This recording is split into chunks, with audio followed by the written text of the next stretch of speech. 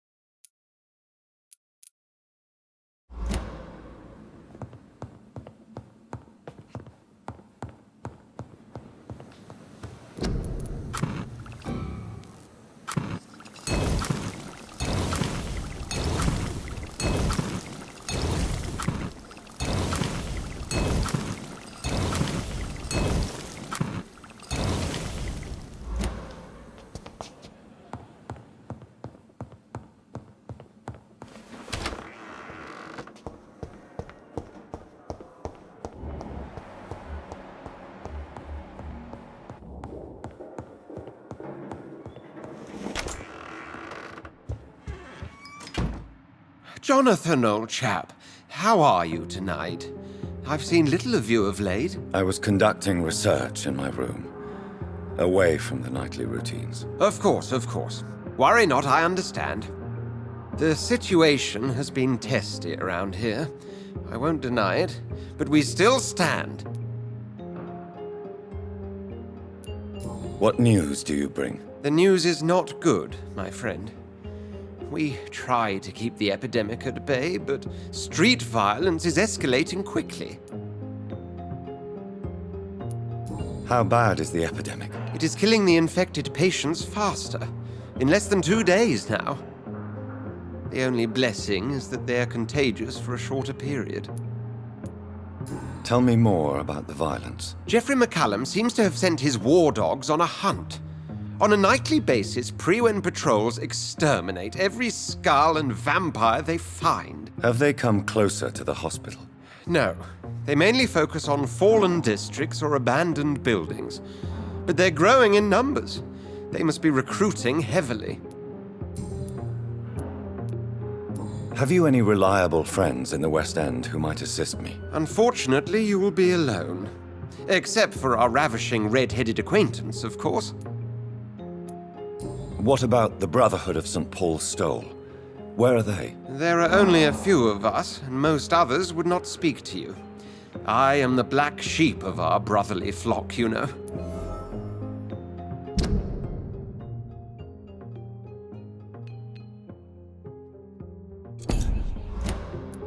What of my commission here at Pembroke Hospital? Nothing to fear, Jonathan. Your position here is in no jeopardy. You remain one of us, and you are always most welcome. I have received an alarming letter from Lady Ashbury. She wants me to meet her at her house. I have been granted safe passage. Then you are twice fortunate. I have never been invited to the lady's mansion, and with the quarantine and controls, city access is nigh impossible. Is the quarantine serving any purpose? It is helping slow the propagation of the epidemic. But as long as we have no clue to its origin, its efficiency is limited. Why have you never entered the lady's house? You are one of her good friends, are you not? My dear Jonathan, you have no idea how reclusive the good lady normally is, nor in what great esteem she must hold you to let you into her domain. Thank you, Edgar. We shall speak again later.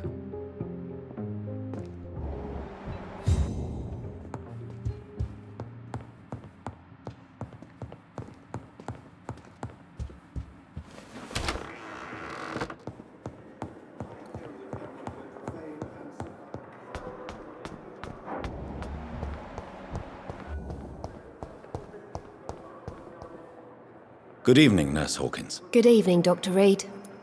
Do you need medical... I'm afraid... Not under... Thank you. Goodbye, Nurse Hawkins. See you again. Good evening. Evening. Soldier. Not real. As long as you Don't think you can... Goodbye.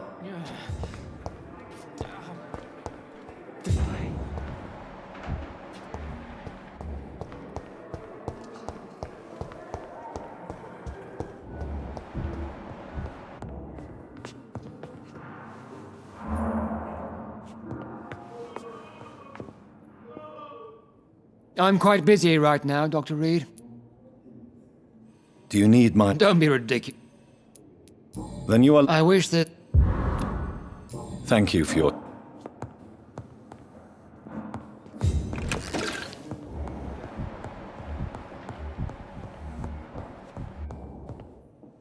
Good evening. Good evening, Doc. Is there any... Really? Well... Goodbye for now. You always knew the words to calm the children, Ellen. As for me... Good evening. Do you... Do you know... Well, Goodbye.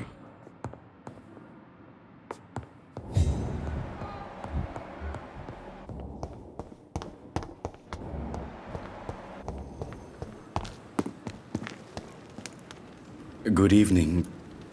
Do you need... Well, the proc... Don't take... And that... Goodbye, man.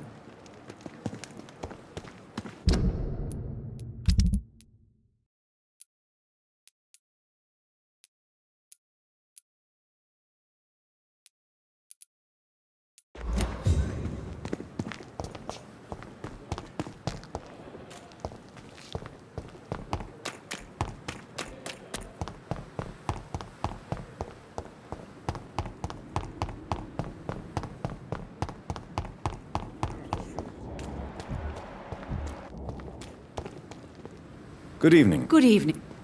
Do you require... I will be... Nurse. I'll try. Goodbye, nurse.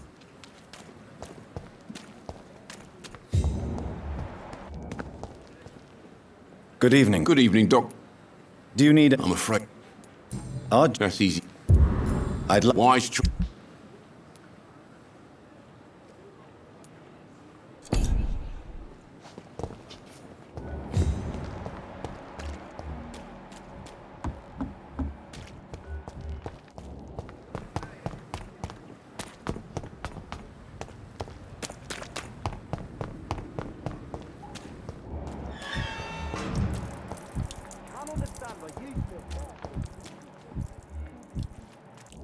We're still alive and healthy.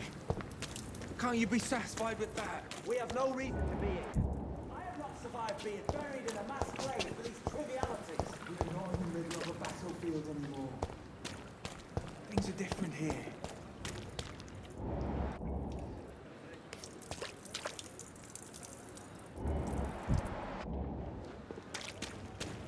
It's locked.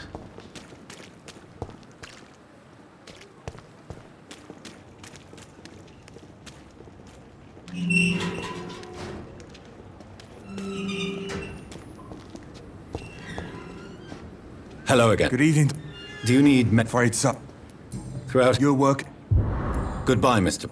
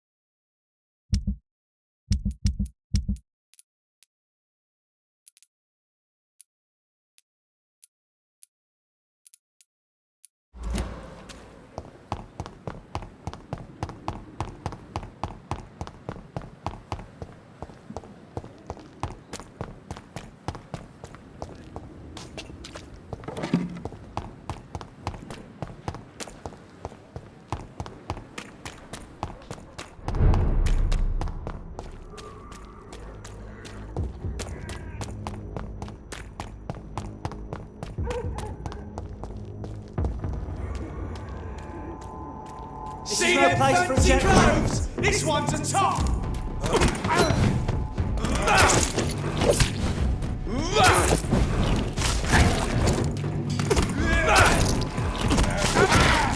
Fuck its cost! Don't like that, do ya?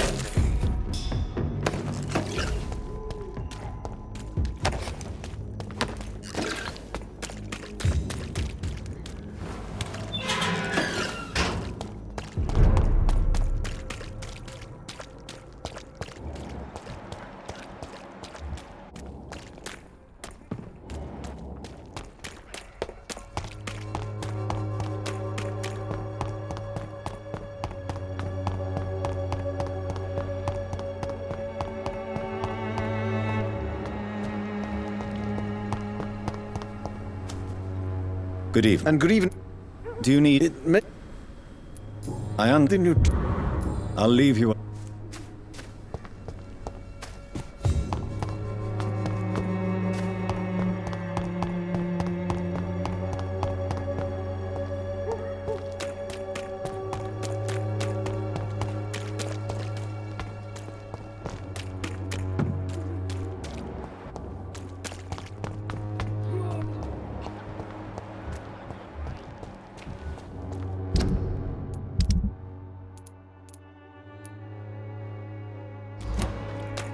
Cheap price, good quality.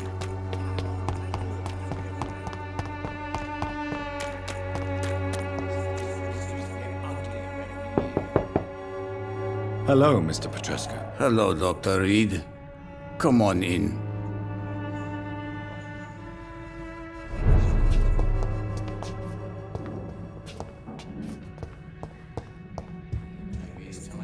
Yes? Do you need some... Well, Reid. goodbye, Mr. Petrescu.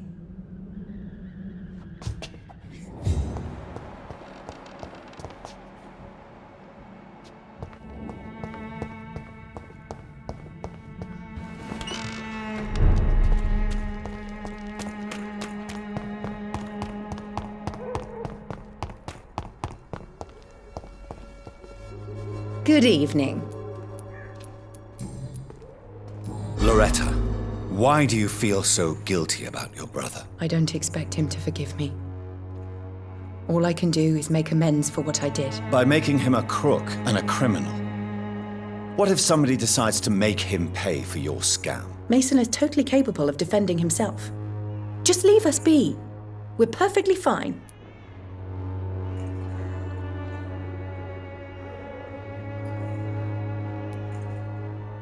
I know how guilt feels between a brother and sister. Are you sure you're not trying to ease your own remorse? Mason wants to be useful, can you understand that? And chemistry is his passion. And the Swanborough cordial gives him a purpose in life.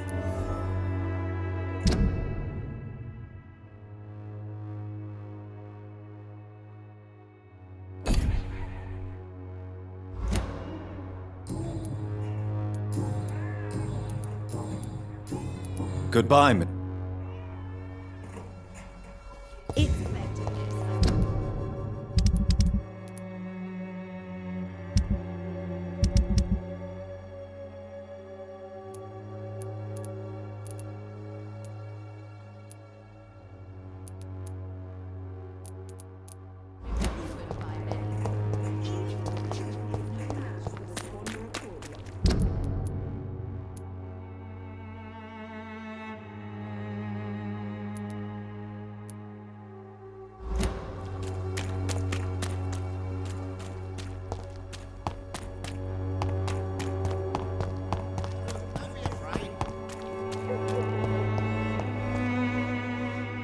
You never... Right then.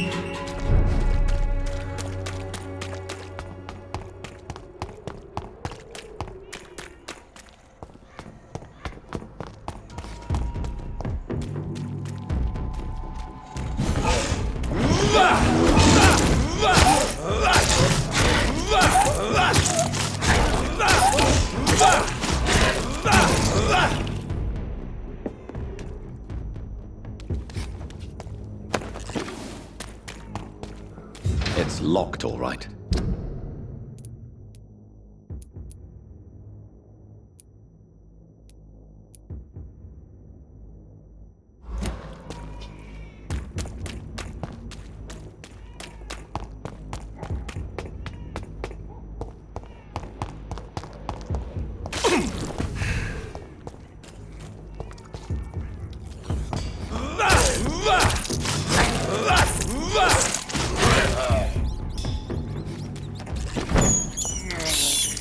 I can't believe I'm doing this.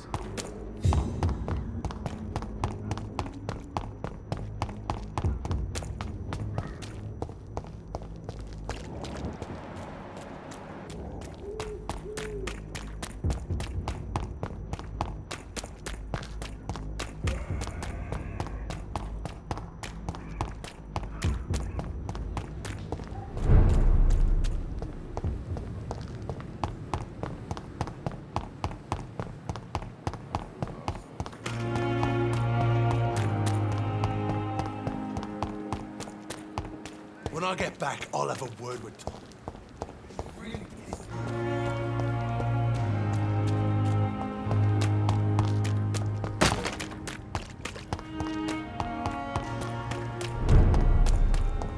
Watch yourselves! There's one of them!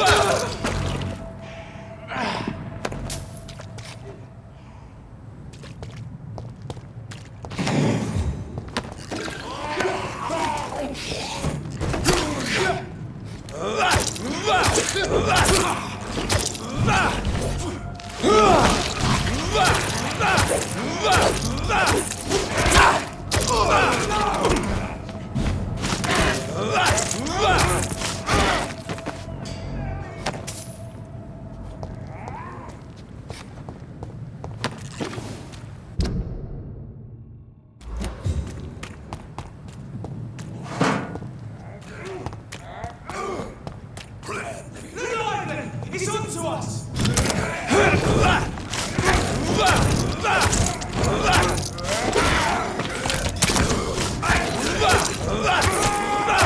Oh, Christ! What? It's a killer!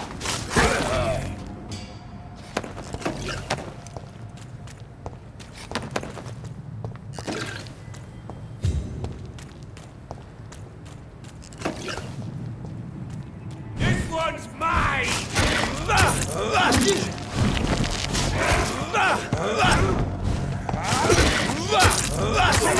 Get it!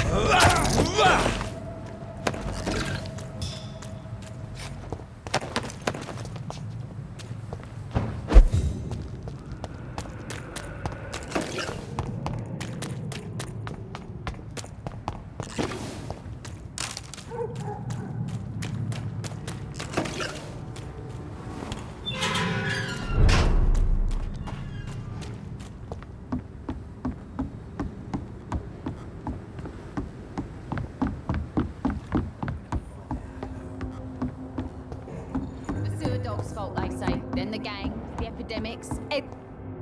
Good evening. Hello again. Can I Give it.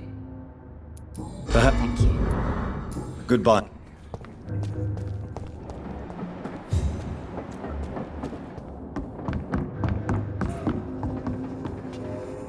You. Do you need... Yeah. So, good...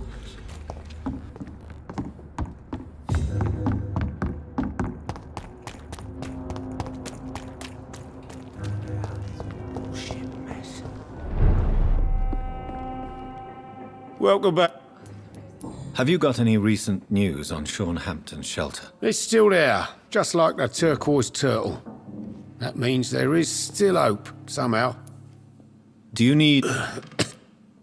Indeed. Oh, thank you. Goodbye.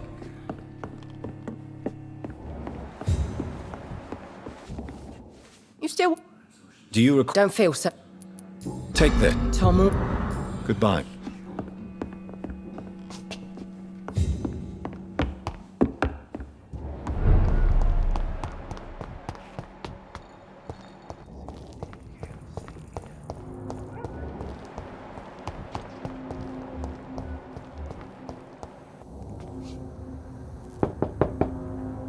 Good evening, Mrs. Fishburne. Of course.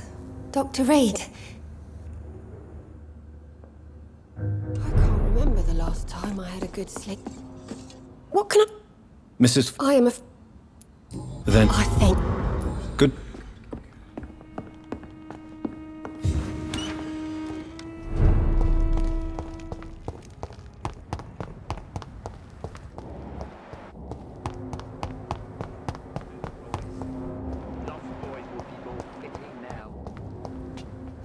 Good evening. Good evening. Do you need... Unfortunate. No, but... Well, Good...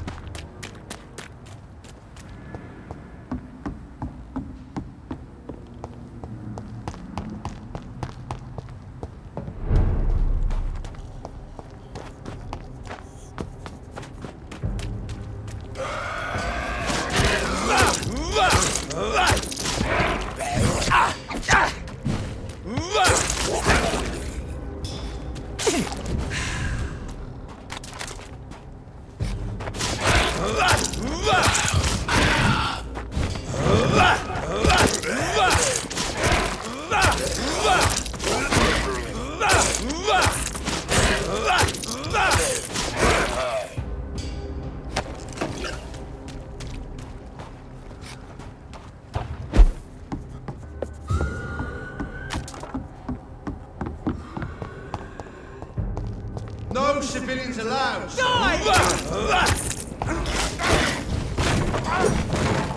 Put an end to you!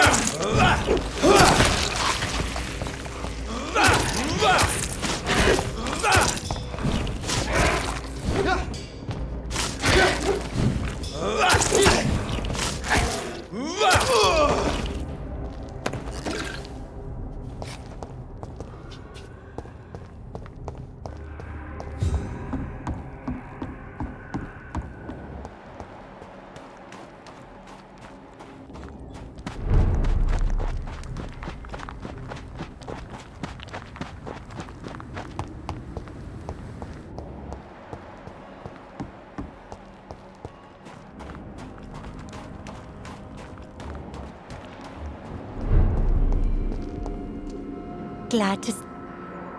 Do you need my medical attention? I can keep going.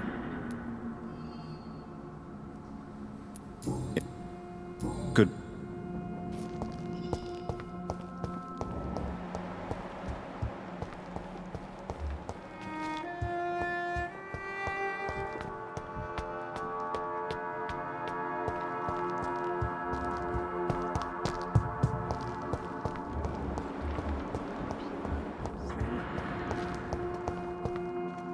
Welcome back to my humble shelter, Dr. Reid. Are you here to subdue me again? No, Sean. I just came by to see how you are. I feel all right.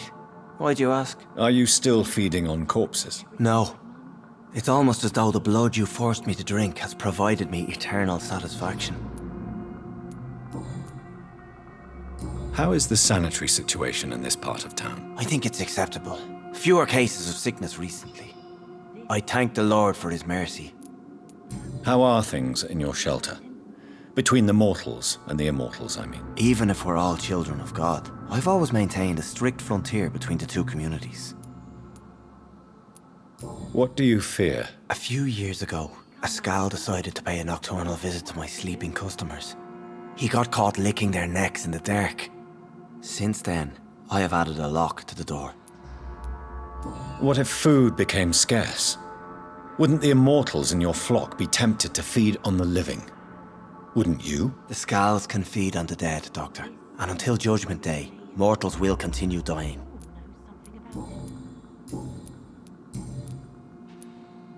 How did you meet old Bridget? When younger, I used to patrol the streets at night, searching for lost souls. This is how I met her. It took me 2 months just to get her name. Now we support each other. Had you already visited their hideout in the sewers? Just once, and very briefly. Most of them are very discreet, and they see me as an outsider, even if I protect them. You really are a saint, Sean. Oh, no, sir, I'm not. But I know evil, and I believe goodwill and tenacity can make this world a better place. Would you let me listen to your chest, Sean? No, Dr. Reid. You already forced me to drink your blood, and I thank you for that, for I feel better now.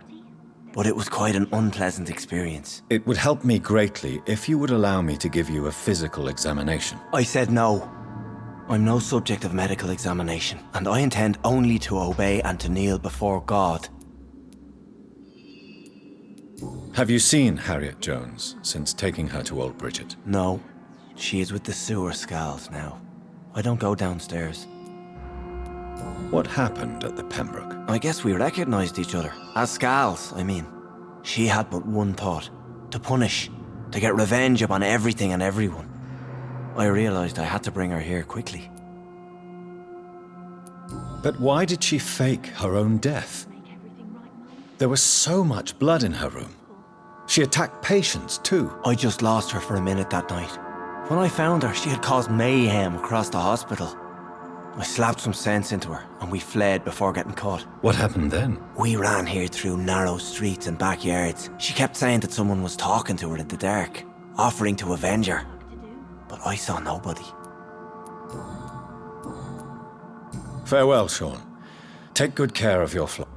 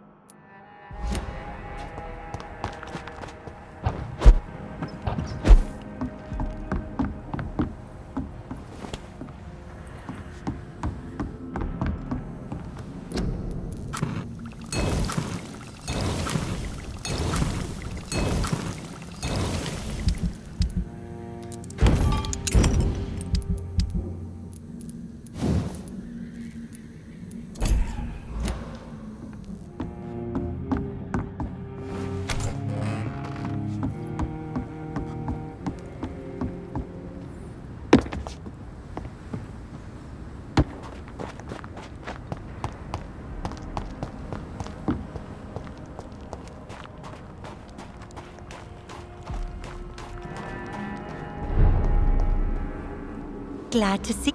Do you... I can keep... Of course. Thank you, Doc. Goodbye.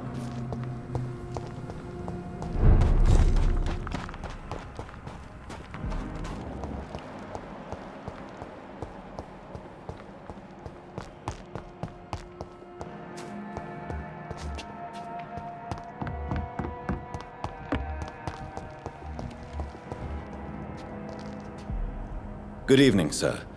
I'm glad to see you safe. I am not safe. I should never have come back here. My life is in danger. I know it. You're much safer here than in that contaminated area. Bullets kill people quicker than diseases and epidemics, Dr. Reid. What can you tell me about this district? The East End docks only knows one rule. Dog eat dog, and blood calls for blood. The gang will have their revenge on me one way or another.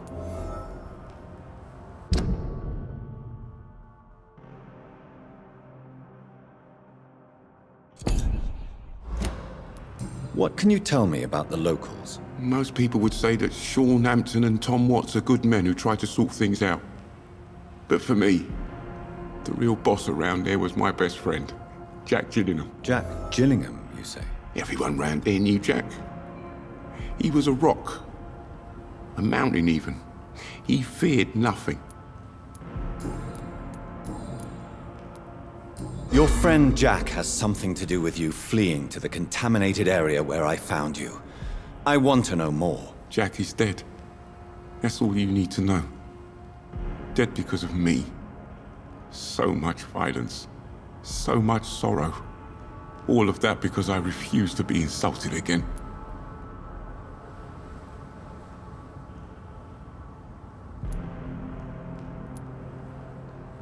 No man can predict the exact outcome of his actions. It's the curse we have to live with. We can only gamble and do what we think is best. Perhaps you're right. The district was doomed before I was born. But I cannot stop myself thinking that Jack died for me. Why do you say that? After I killed that gang member, the Wet Boot Boy suspected Jack. And being loyal and all, he did not refute the accusation.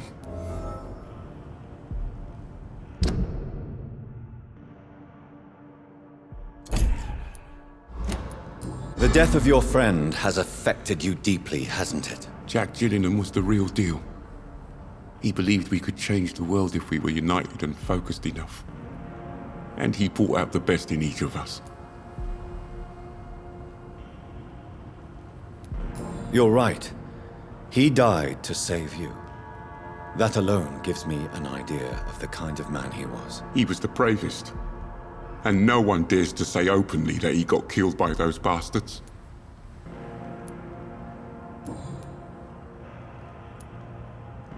The death of your friend has affected you deeply, hasn't it? Jack Gillingham was the real deal.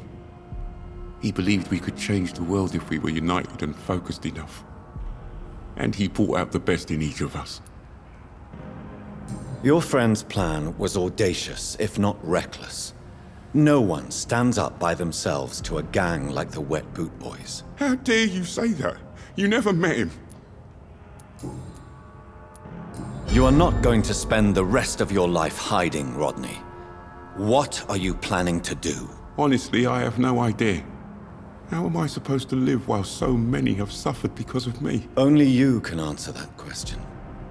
But one thing is certain. Since you owe Jack your life, I think it's fair to live it in a way that would make him proud. That's the kind of thing Jack could have said, Dr. Reid. Thank you for that. I believe you're a good guy too. Goodbye, Mr.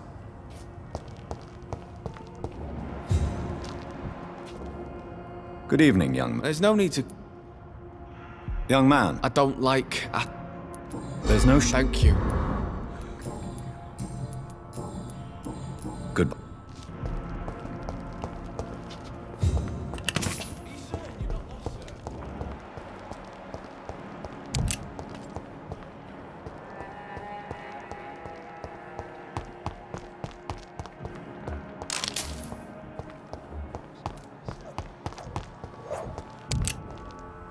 Good evening, Mr. Throgmorton. Dr. Reid, can I be a...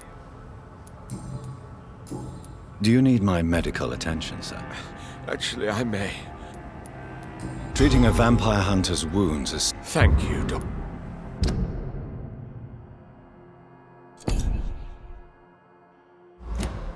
Goodbye.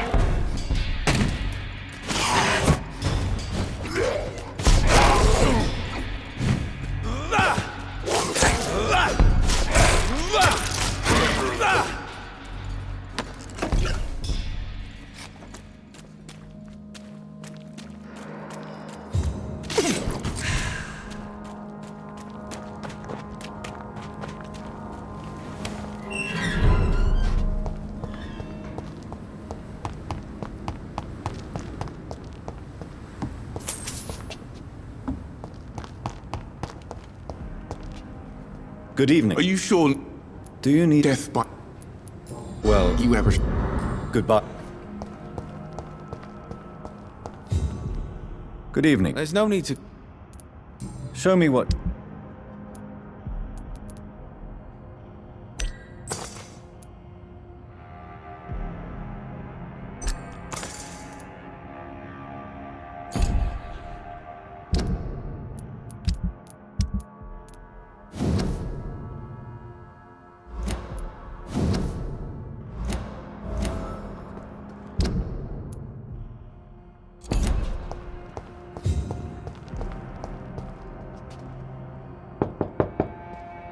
Good evening, Miss Gillingham. May I come in? Of course.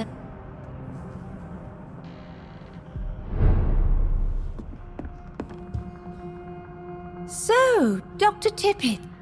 Do you require... I'm all right. Tell me, Enid, why do you feel guilty about your son? I know I'm a burden to my Jack.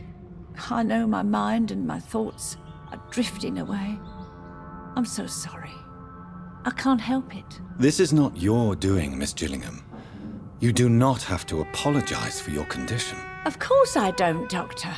I've done nothing wrong, I swear it. What exactly are we talking about here?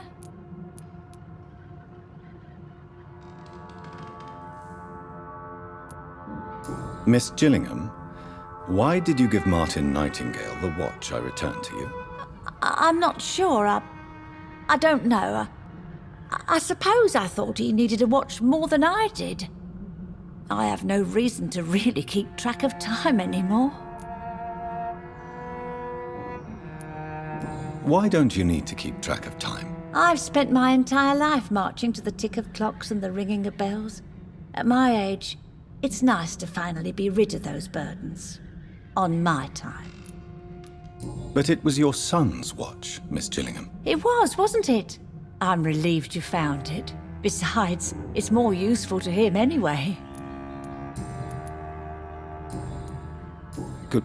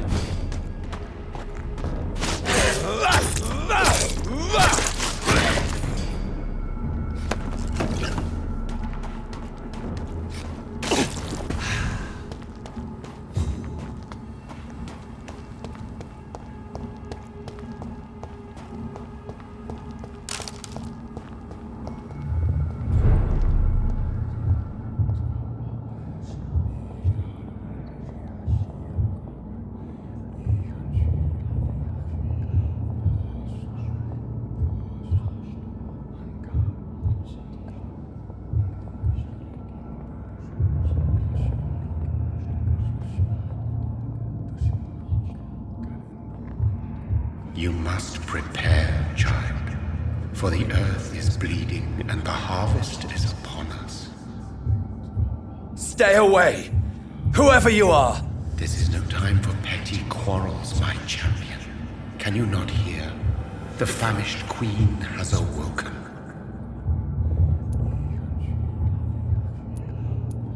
Leave me! Return to the shadows and never come back! But the shadows are our home. And wherever you stand, my son, I stand beside you. I had to kill Mary! I have known your pain, child. Do not succumb to... Silence! I dismiss you, now! The land calls for a champion. All and everyone needs you. Silence! I'm tired of all these puppet shows.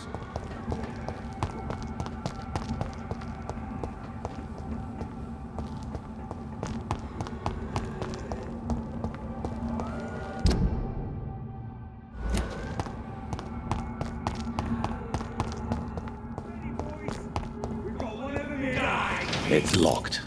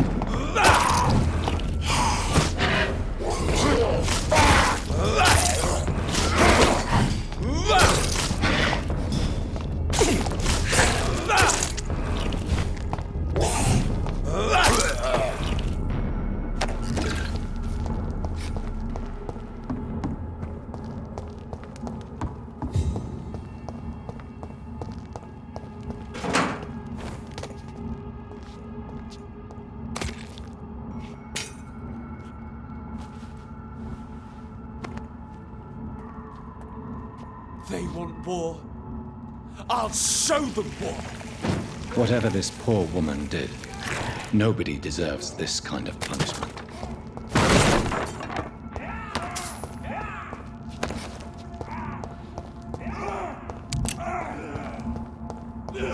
Cross the leech, boys!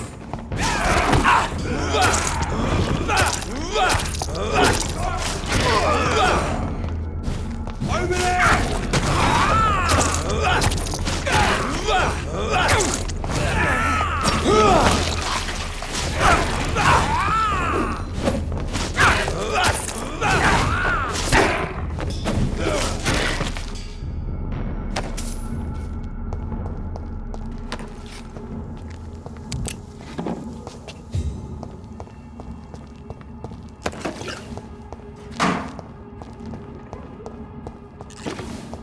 It's locked, all right.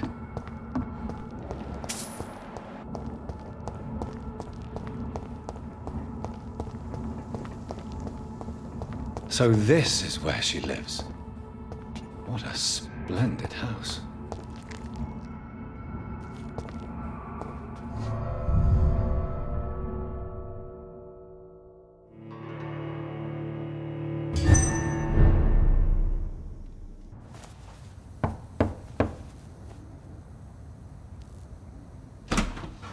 Dr. Reid, welcome. How are you? As good as one can be, considering the circumstances. Yes. Death and affliction seem prevailing themes of late.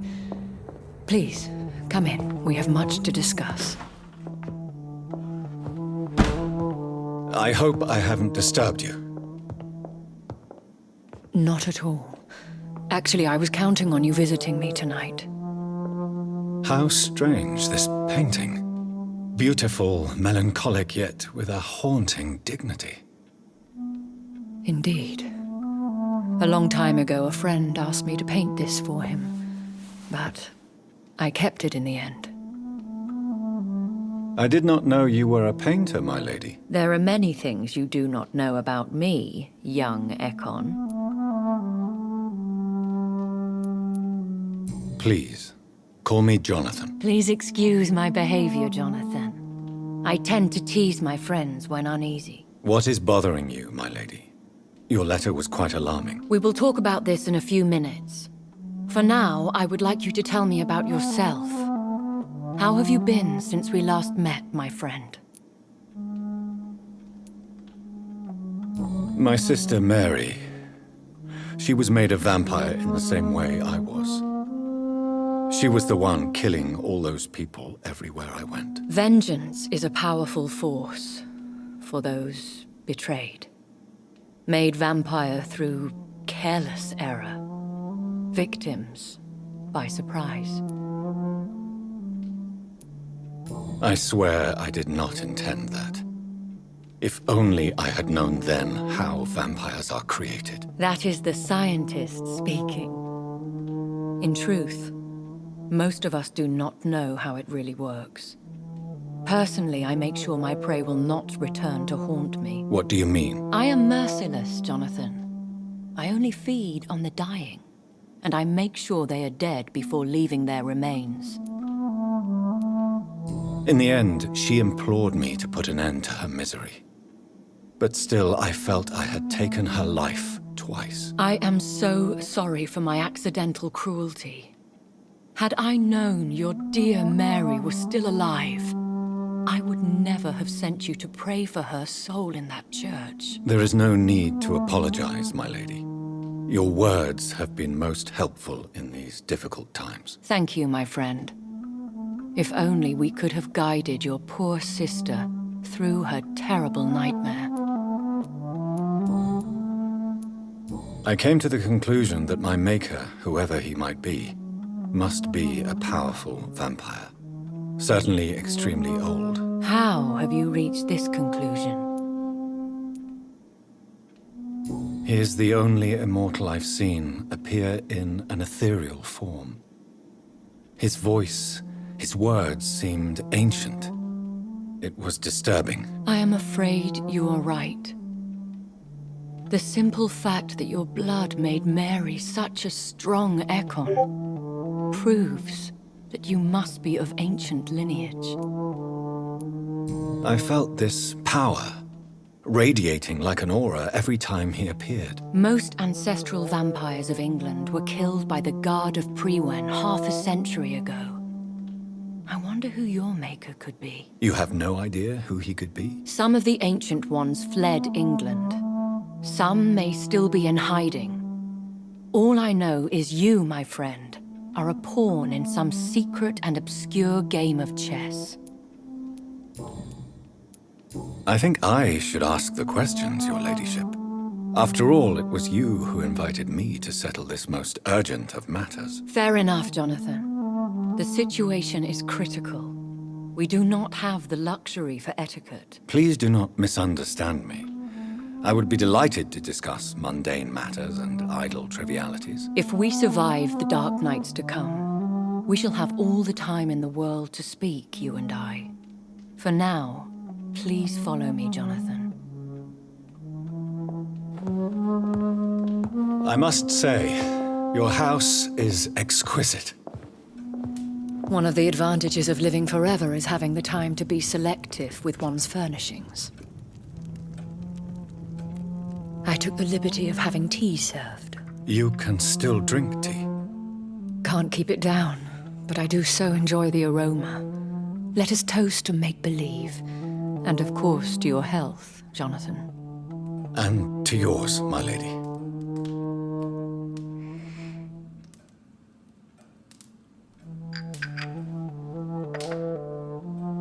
Please, call me Elizabeth. So, my lady, why, truly, did you invite me here? I've been asked to deliver an official invitation to meet the Ascalon Club. Who are they? Really? They are the embodiment of vampire law in Britain. Some say they influence the destiny of the Empire. Some believe they merely protect it. How many are they? Only a small number of powerful and deceitful immortals. All of them entangled in a sticky web of shadow cabinets, influencing trade. Will they fight the Guard of Prewen? I doubt it. Fergal was Lord Redgrave's executioner forever and a day. By defeating that beast, you deprived them of a powerful weapon. Why use you to contact me? Because they know we are close. The Ascalon Club has many spies. Their main occupation is gathering information and then deciding how to use it. Have they threatened you in any way? Not at all. Their message surprised me at first, but it is only logical, considering the critical situation in London.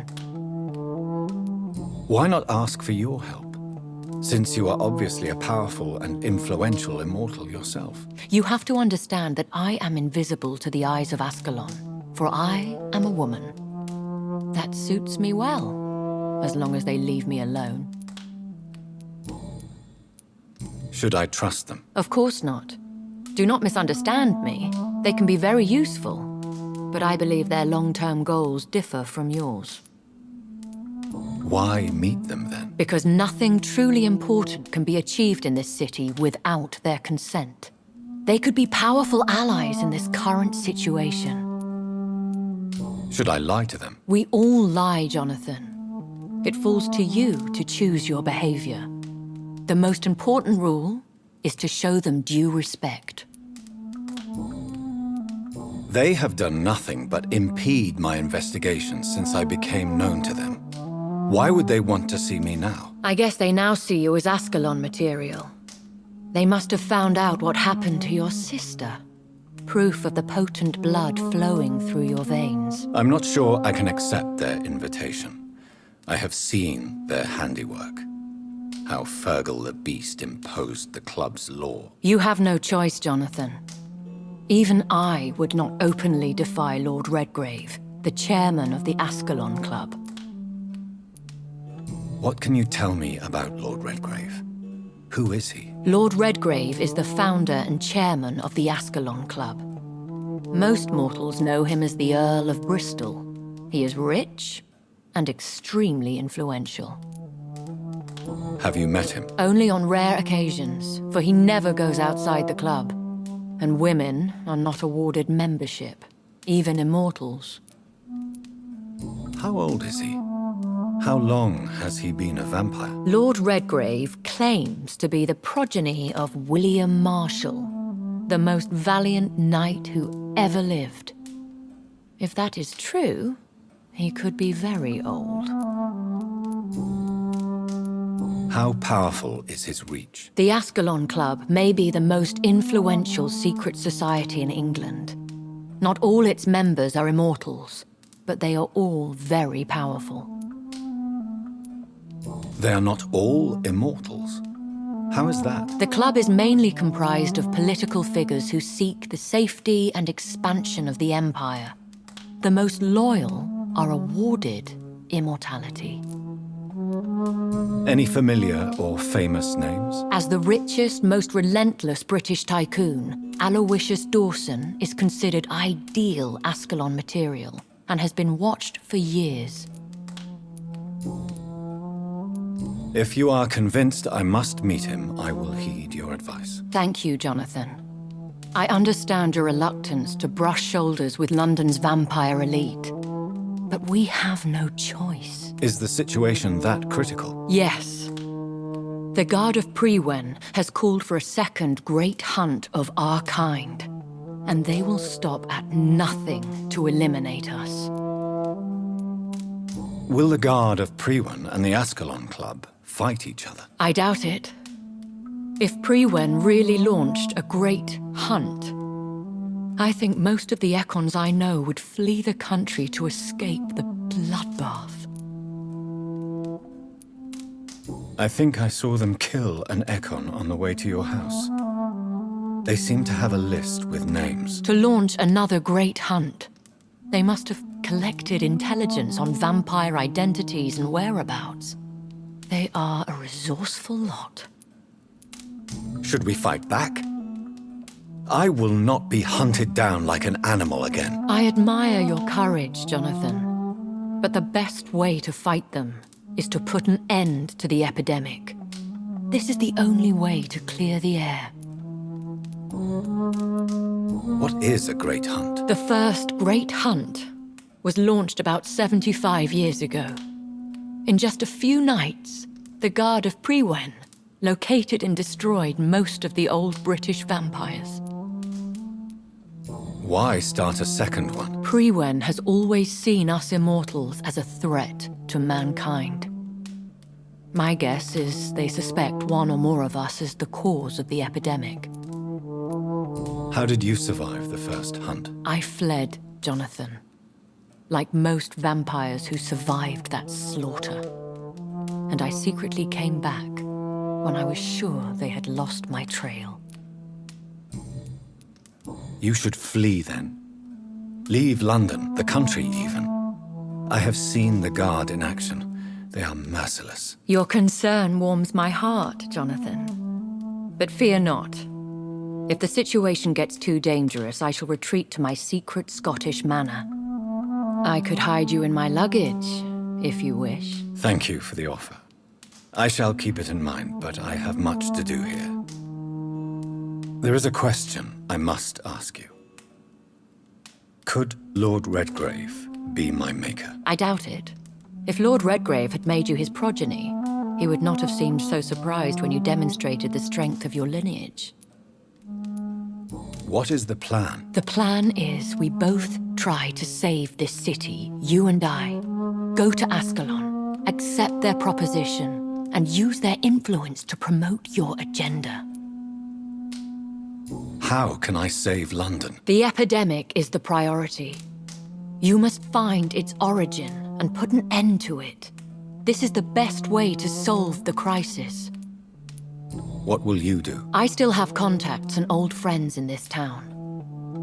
I shall make some inquiries and attempt to learn more of the situation. We need clarity. Will I ever discover the identity of my maker? Maybe not, Jonathan. We know for sure you were made by a powerful vampire. but most of those fled England long ago. Please forgive my bluntness, but I have to ask. Was it you? Did you make me? Oh, Jonathan. I know you shall always have a gnawing doubt about who made you an immortal. But I swear, I had nothing to do with it. You have no idea at all? You seem to know so many things about the secrets of the vampire underworld. Even if I had my suspicions, I would not dare give you a name so soon. All I can say is this. I will make inquiries and keep you informed. One day soon, I will have to find the answer to this mystery. And I shall help you in your research, I promise. For now, you must go to the Ascalon Club and play their game. Will I see you again at the Pembroke Hospital? No, you will find me here if you need me. I shall conduct inquiries alone, and we can then share our discoveries. Will you not visit Pembroke again? No.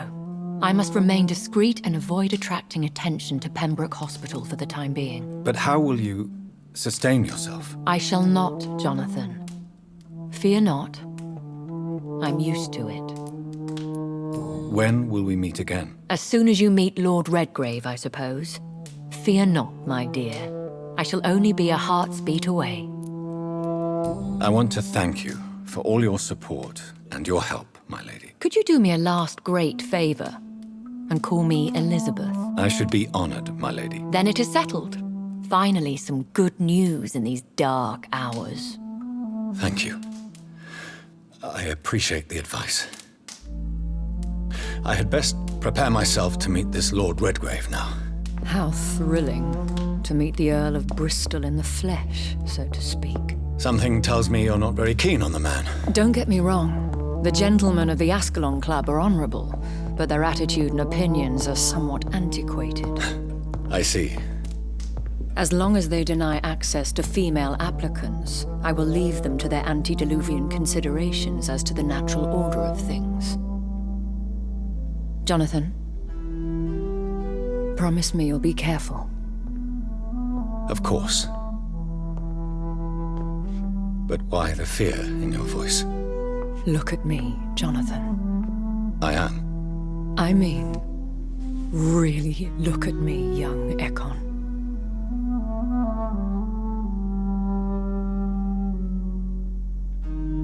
We may be deceptive by nature, but this heart of mine has always told the truth.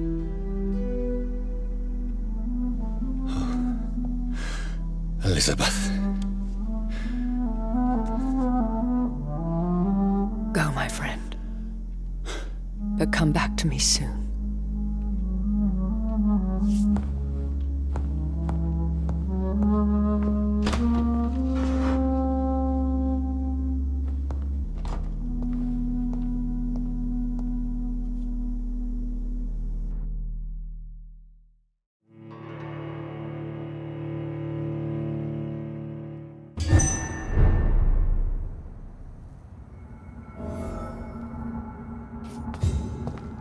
So, time to visit the Ascalon Club.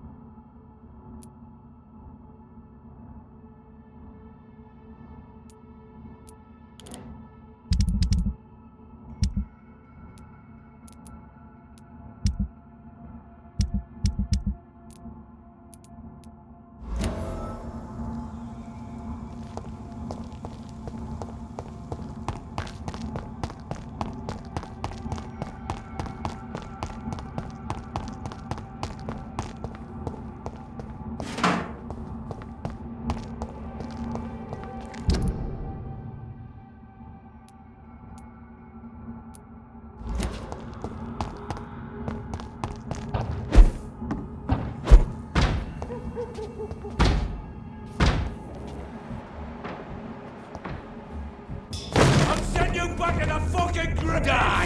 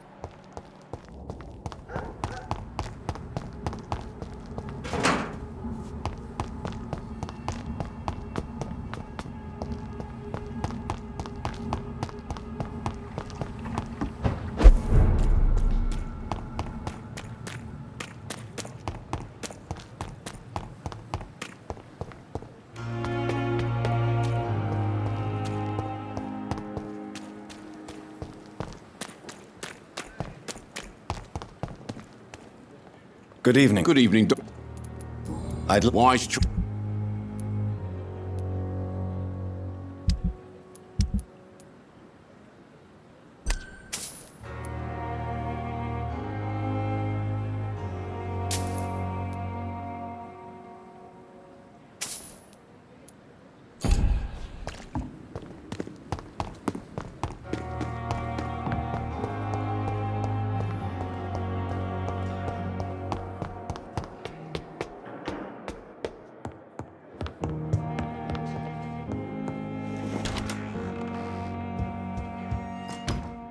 Hello, Jonathan. Back from the city already? How is the situation over there? Tense, to say the least. I am sure every obstacle will cede to your relentless determination. In the meantime, can I be of any help? What can you tell me about Lord Redgrave? Oh, the legendary founder of the Ascalon Club. I'm afraid I cannot help you with that, Jonathan. So you do know him? All the Brotherhood knows about him is highly confidential. He is dangerously intimate with the royal family and Britain's inner circles. Are you afraid of him? Is he that dangerous? No, but since most ancient vampires were killed or fled England during the Great Hunt of 1850, he may be the oldest British vampire. A myth in the flesh, so to speak. What can you tell me about the Great Hunt? A sad story, my dear friend. Tragic, in fact. The Brotherhood was betrayed by some of its most trusted members. Why was it a tragedy? Not only did the Guard of Prewen hunt down and kill most ancient vampires of England, they also destroyed or confiscated their possessions. Priceless knowledge was lost in just a few nights. Tell me about the betrayal. The founders of the Guard of Prewen stole precious and unique documents and reports from the Brotherhood's library when they left. They used them to identify and locate their next targets. Did you know that Lady Ashbury is an artist? And rather a good one? Well, actually, yes. I attended an exhibition of her paintings before the war. Beautiful landscapes and stunning portraits. I wish I had purchased one. Perhaps we could go to her next exhibition, you and I. What a beautiful idea, Jonathan. Did you know she told me once she had been a model for famous painters? But she never told me which ones. I shall return later. Thank you, Ed.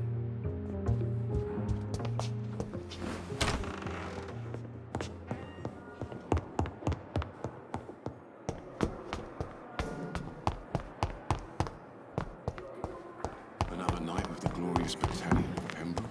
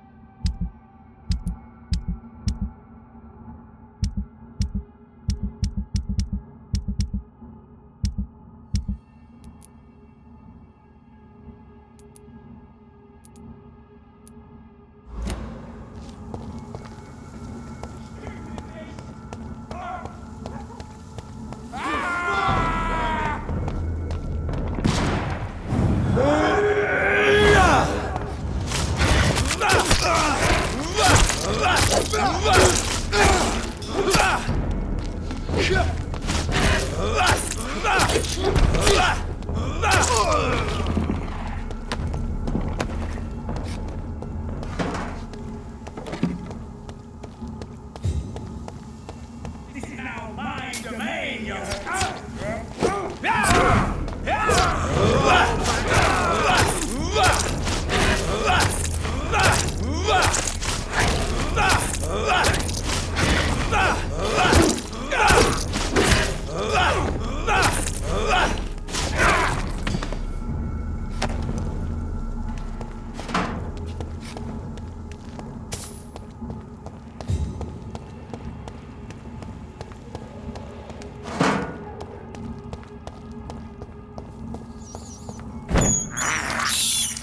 I can't believe I'm doing this.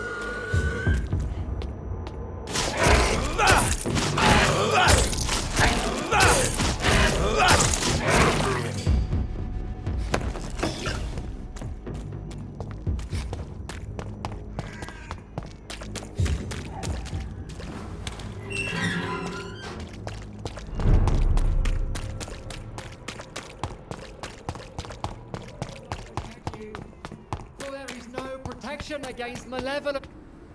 Good evening. It's far. Don't you? Fate. No doubt. Blessed. I have had.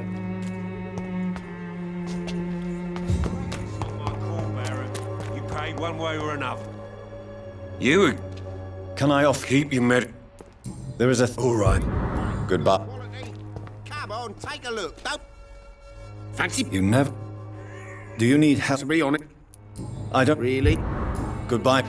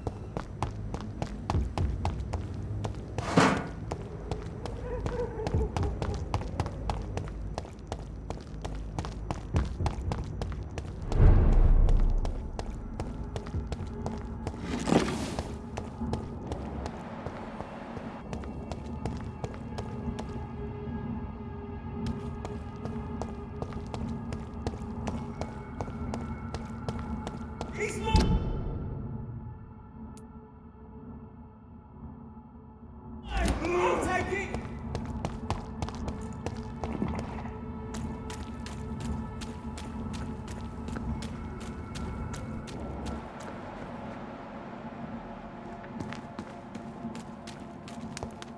It's locked.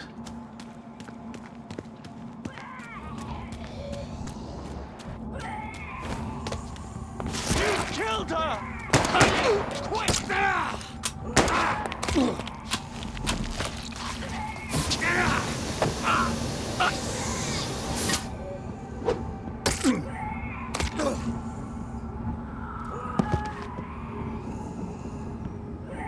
recognize him? No, this one ain't on our list. Well, that's one less anyway. It'll make McCullum happy. That was the vampire I saw earlier. This war takes no prisoners. Step away, sir. Look at it! Vicious bugger!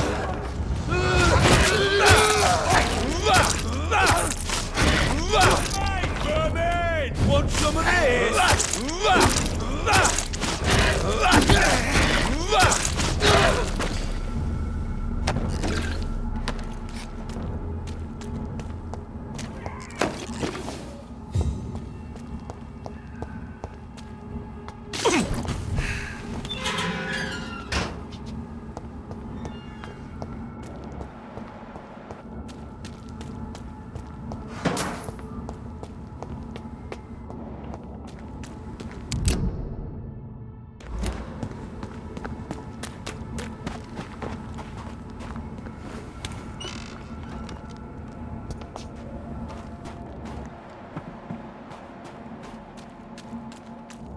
The West End.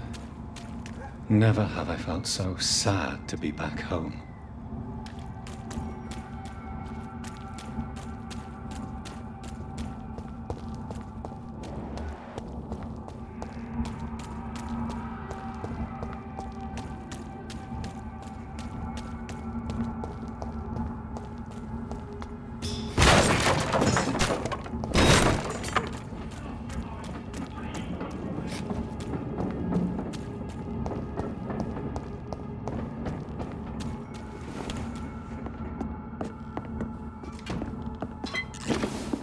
Fresh water.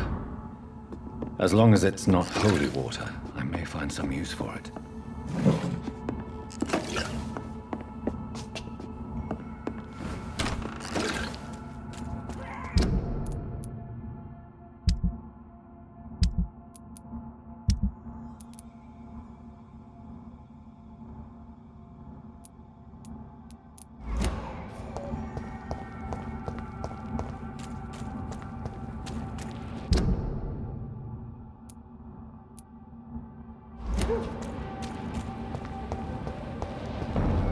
Ain't safe here for us.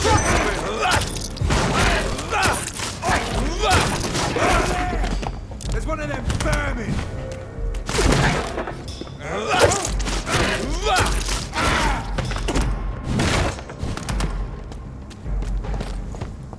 Grenade!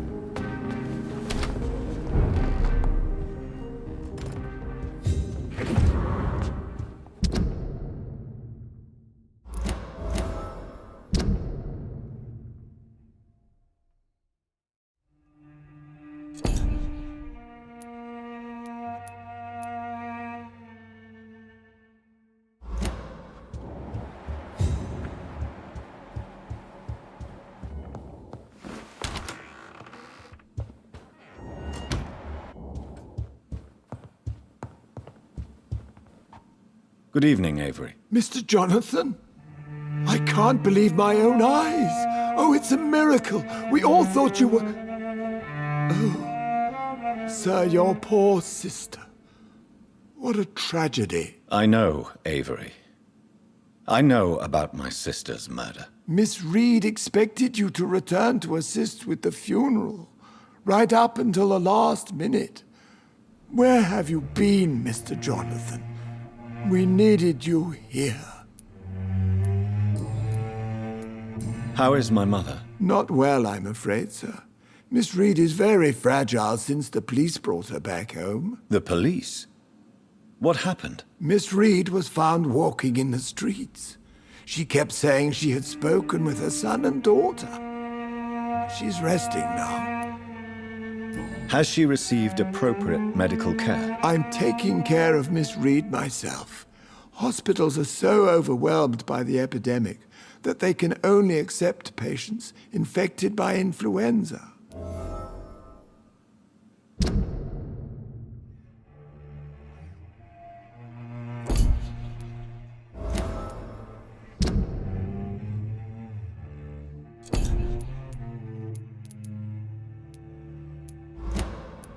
Perhaps we could arrange a short trip.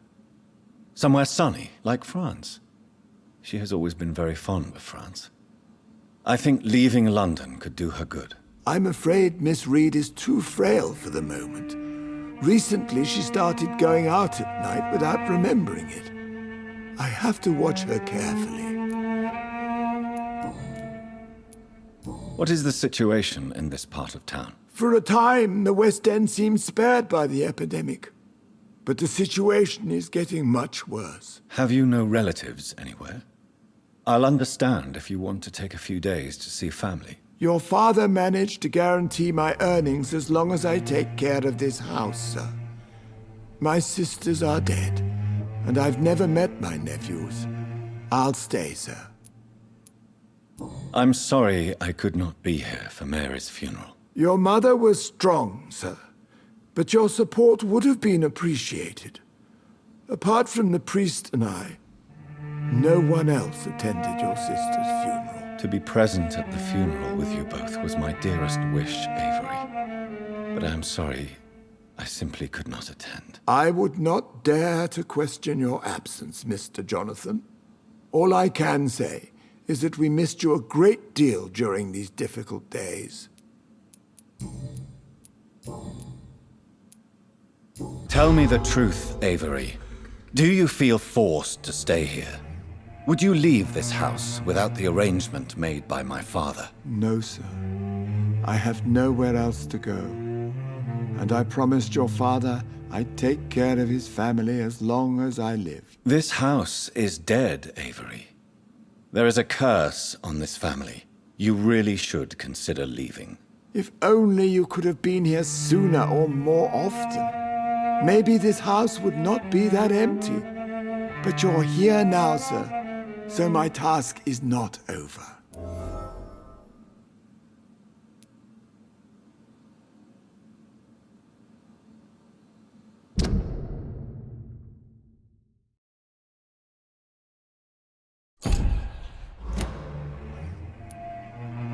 You have served this family extremely well, Avery.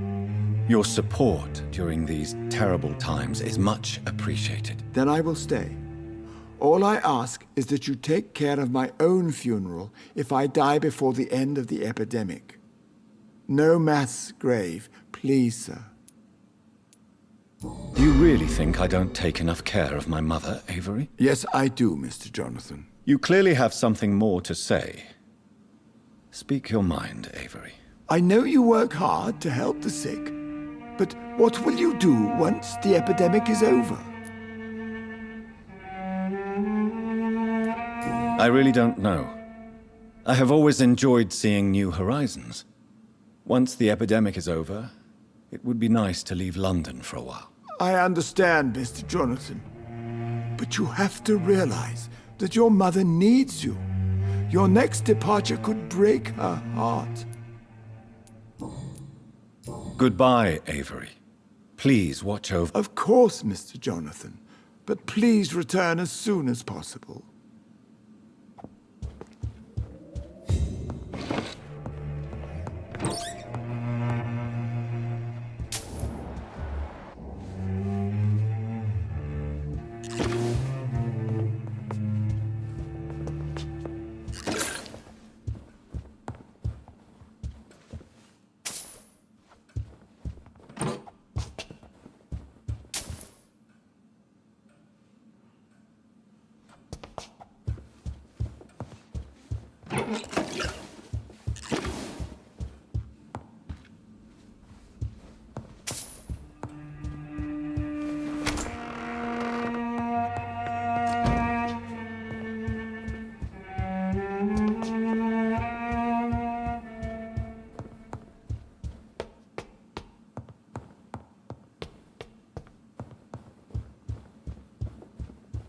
I cannot enter.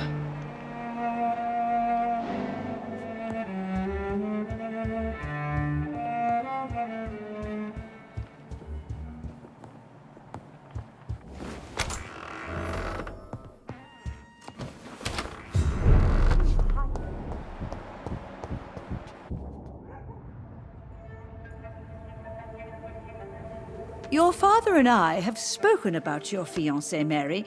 We believe he'll be an honorable husband for you. We'll set a date for the marriage then. That way, I'm sure one of my children will give me grandchildren.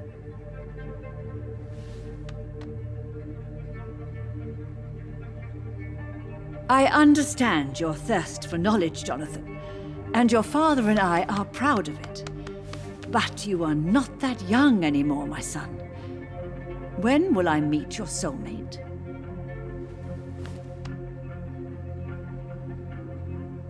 You can ascribe my romantic tendencies to my French origins if you want, Aubrey. But I'll never cease to believe in a match made in heaven, my beloved.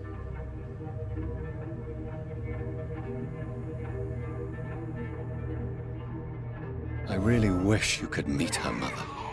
You would love her.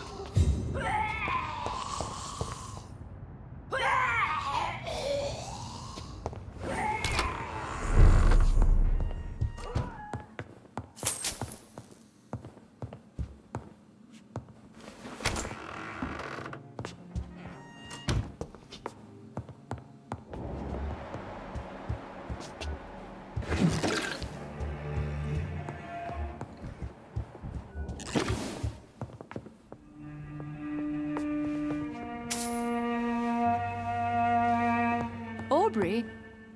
Mother, good evening. Jonathan! Is it you? Where have you been, my prodigal son? I'm right here, Mother. I'm finally home. Yes, for this son of mine was dead and is alive again. He was lost and now found. But where is your sister? Where is Mary? Mary? She is gone, Mother. I know she's gone. The question is, when will she return as you have? I miss my grandson so much. It's been days since their last visit.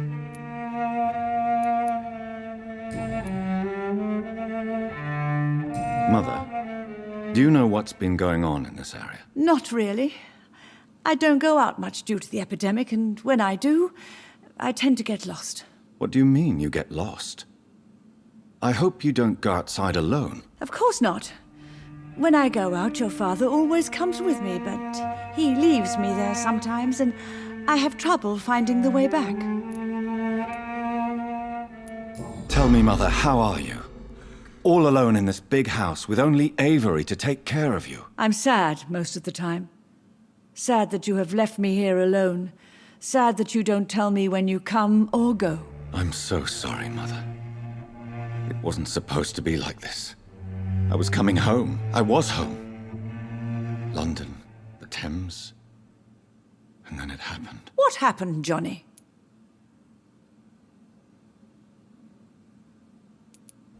I lost my way. Somewhere between the boat and the house, my life changed completely. You should have told me, Johnny. I would have understood. You always were a secretive little boy. Have you returned to Whitechapel Cemetery since Mary's funeral? I never want to go back to that awful place. Wait. I think I went back once. And you were there too. And Mary?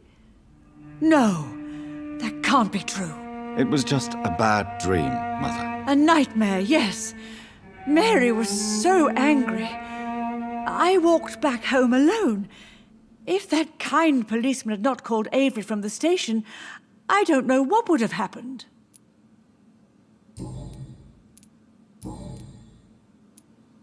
Do you need anything, Mother?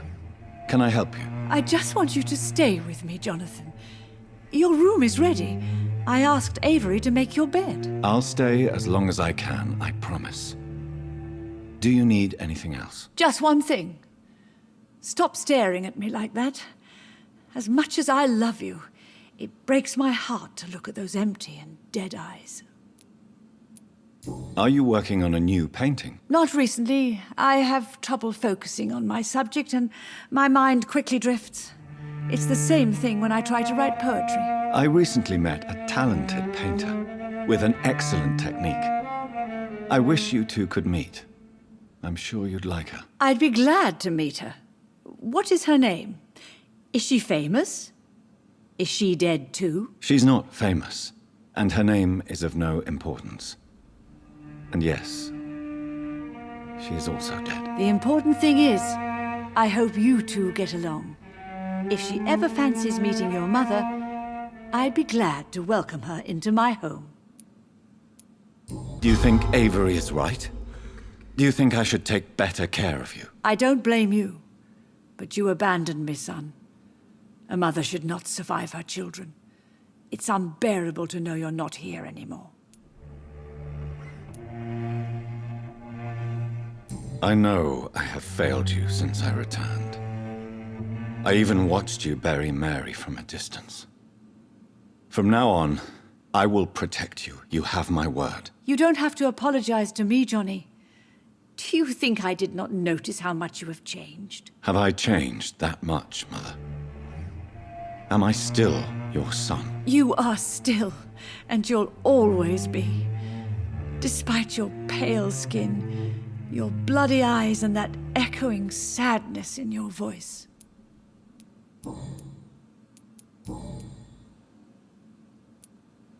Why do you say Mary is visiting you, Mother? You know that's impossible. Why should it be? Are you not standing in front of me right now? Why should it be any different with your sister?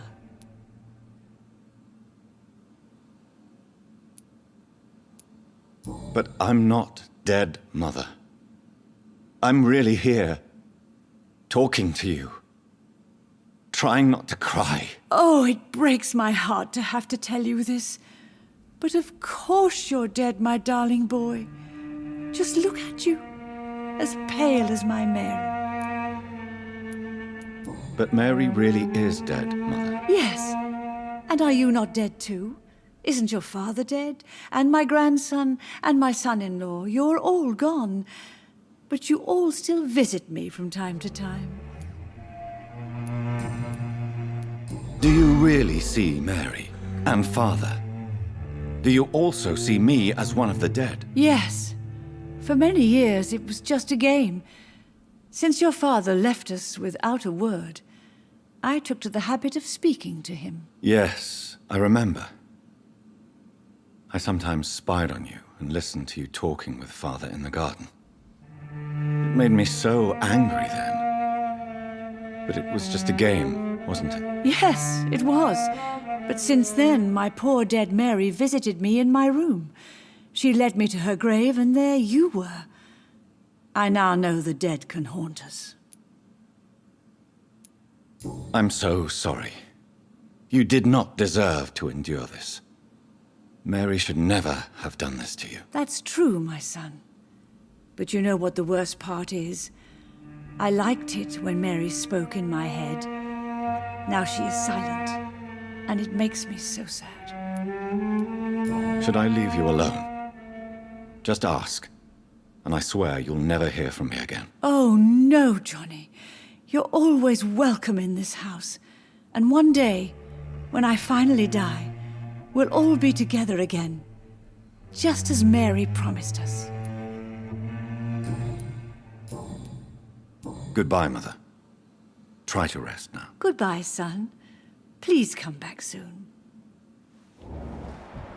Yes, Jonathan? Spending next summer in France.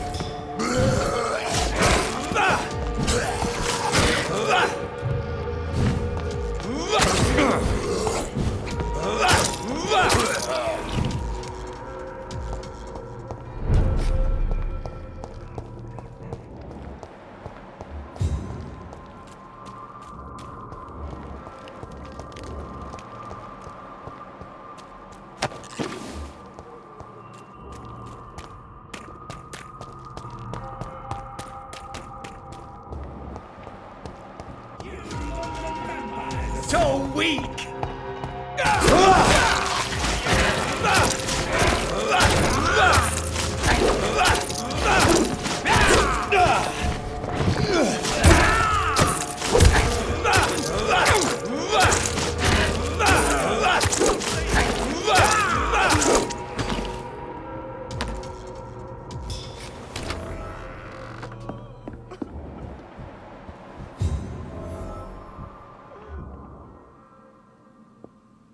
I'm Dr. Jonathan Reid. Do you need help, sir? I think I'm fine. But what happened to my jailer? Be careful. He's as vicious as he is strong. You don't have to worry about him anymore. What happened here? I am Tadao Kimura. I was imprisoned by this lunatic for several days. I thought I was going to die here. You're not going to die now, Mr. Kimura. If you hurry, you should be able to get home safely.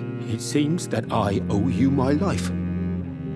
You have all my gratitude, Dr. Reid, since it is the most precious thing I possess.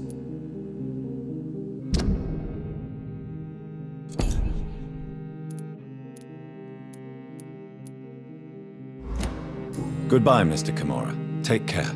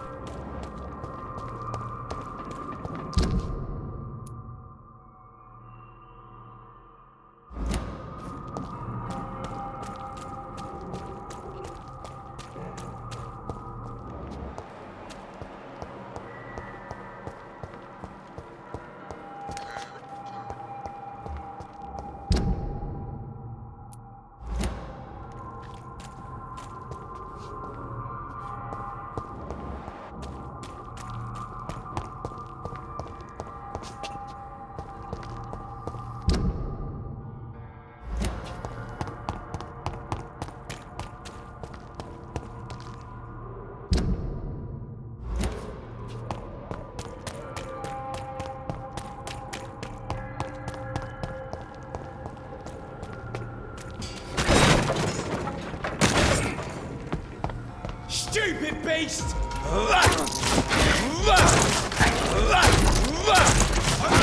Christ! He's dead!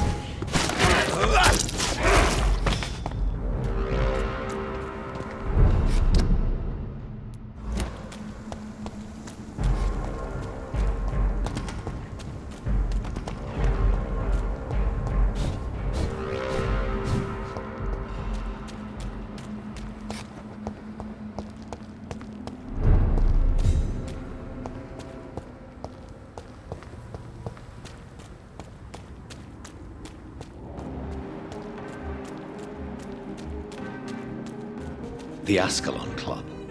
The heart of British vampire society. Not quite as subtle as I expected. The night is so peaceful. I understand Good evening, sir.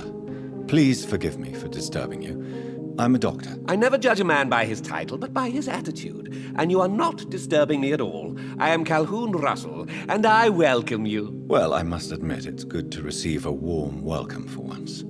I'm Jonathan Reid. Welcome, Dr. Reid. Welcome to my humble shop.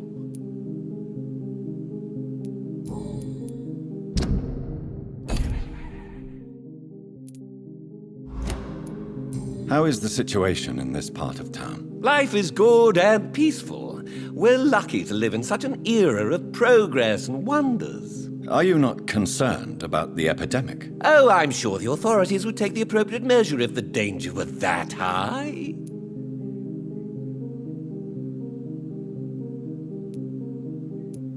I'm afraid the newspapers are seriously underestimating the situation. Things are critical, believe me. Well, that's news then. But I can't believe that things are that bad. Are you sure you're not exaggerating a bit? For the thrill of it?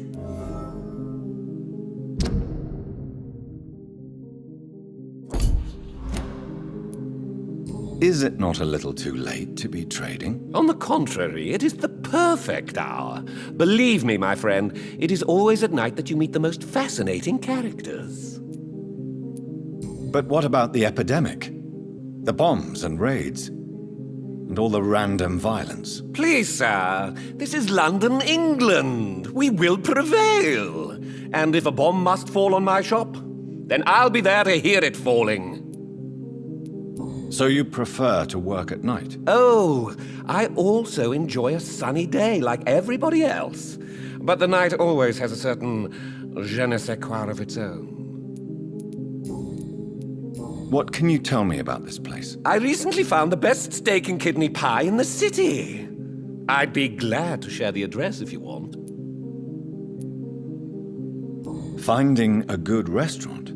Is that really all that interests you? Oh, I have many passions, but nothing brings me ecstasy like subtle and exquisite flavors from my teeth to my belly.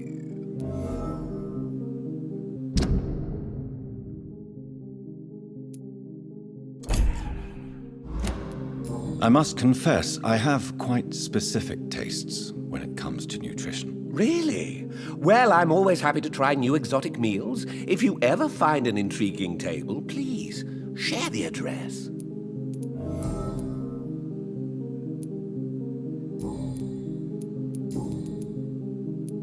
Do you have any family nearby? Not since my parents died.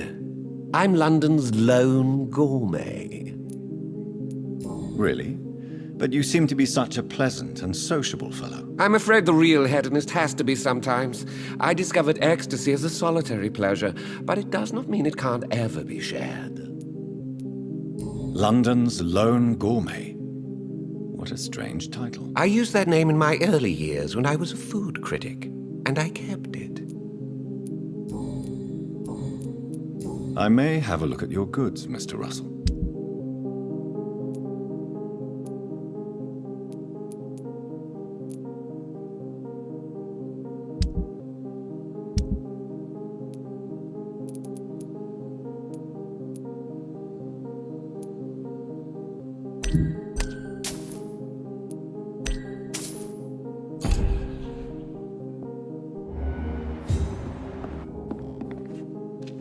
It's locked.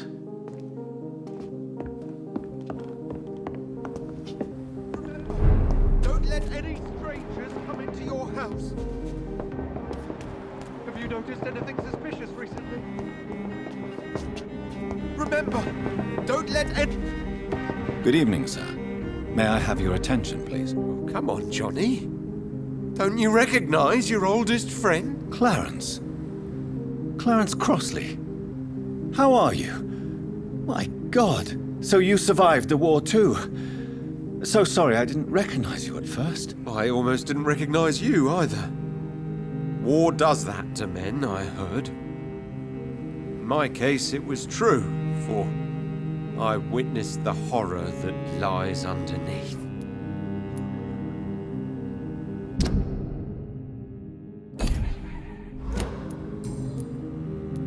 When did you escape the war and return to London? You know what's funny? I almost never think about the war. Not anymore. I'm involved in another kind of battle now. I know what you mean. I haven't had much time to think about the war either since my return. Of course.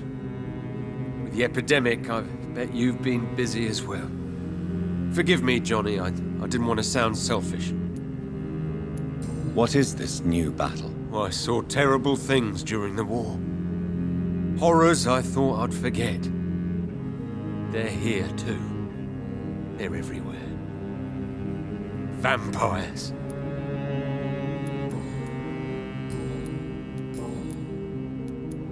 How is your wife, Venus? We've spent so much time away from each other, and so many things have happened. But you're alive. You returned in one piece, and you have a family. How many soldiers can say the same? Believe me, it's not quite that simple. Unlike you, I'm not the man I used to be. Is everything all right at home? Surely Venus was relieved to see you return from France in one piece. Have you forgot what people are like in this part of town, Johnny? Venus fears for our family reputation. Now her husband has become the village idiot.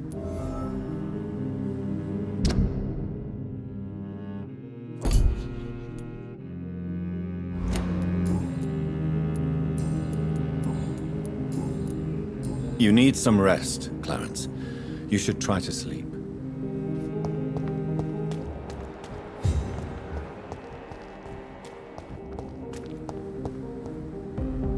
Good evening, miss. Oh my God, no. Please, Mr. Vampire, don't kill me. Please, no. I'm too young to die. I still have so much to offer this world. Wait, no. Why do you think I would... What? Don't worry, Dr. Reid. I know you wouldn't harm me. Mother told me you were in this part of town and might drop by. Your mother? My name is Charlotte, sir.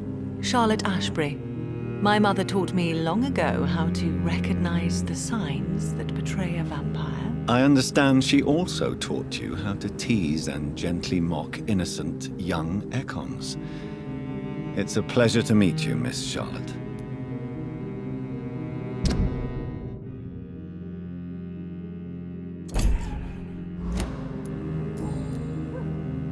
What do you think about this part of town? I was raised here, and I suppose it feels like home. You grew up in this part of town too, did you not?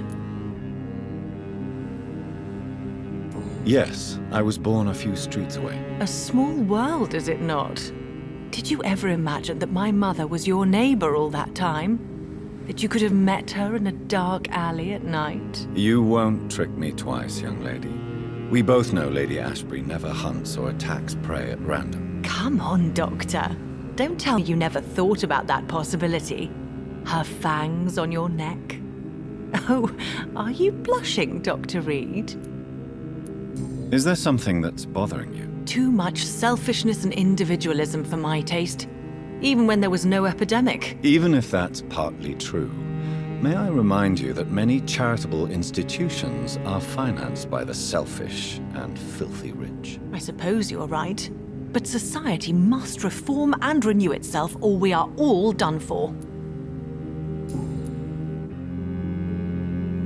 What are you doing out here? You mean, what do I do outside at night, since I am a woman? Let me ask you a question, sir. Would you ask the same question of a man? Actually, yes. I ask the same question to everyone who dares to go outside at night, considering the risks. Well, if you must know, I campaign for the right to vote for all women. Why should I wait to the age of 30 years when men can vote at 21? Are you a suffragette, then? Oh, you really are Elizabeth's girl. Without a doubt. All adult women have the right to vote in the US, in New Zealand, and in Australia. But women here can't vote unless they are property owners. No need to convince me, Miss Charlotte. I have shared your opinion for a long time. Even before I met Emmeline Pankhurst. Really? Oh. Now I see why my mother appreciates you so much. Too bad there aren't more men like you in the vicinity. How are the locals reacting to your claims? People here can't wait for a wall to be built to isolate the West End from the rest of town. That's how progressive they are. If this happens, Emily and I will blow it up. Explosives are very dangerous, young lady. And who is this Emily? She is my best friend, and a suffragette too.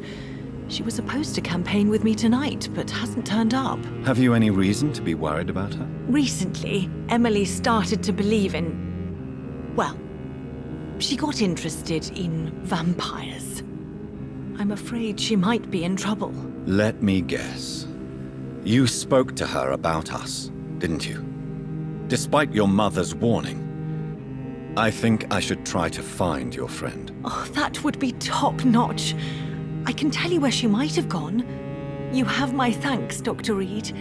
And please, don't tell my mother. Tell me about your adoption. What do you want to know? Who are your real parents? Elizabeth Ashbury is my real mother. She raised me and has taken care of me all my life.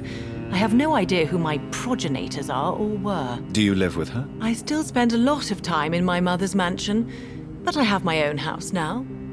I have a life to live, you see.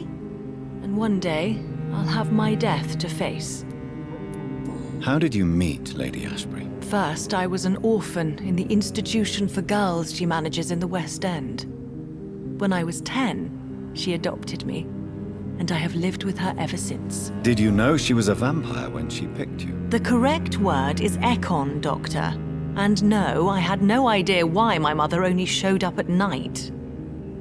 She told me everything when I turned 16, though I suspected the truth for a long time before that. What exactly has your mother told you about me? Your name and profession, obviously, and the mystery about your maker. I'm sorry to hear about what happened to your sister, sir. Mother says it was not your fault. Does it not scare you to know what I am? What your mother is? Why should it? My mother is the most compassionate woman. Must I be wary of her, Dr. Reid? Or you?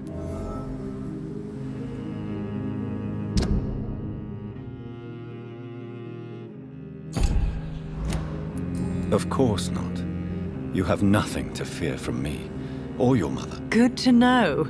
And don't worry, my mother told me everything I need to know about vampire tricks, their nature as well as features. Your mother is not like any other vampire I've met. I believe she thinks the same about you, Dr. Reid.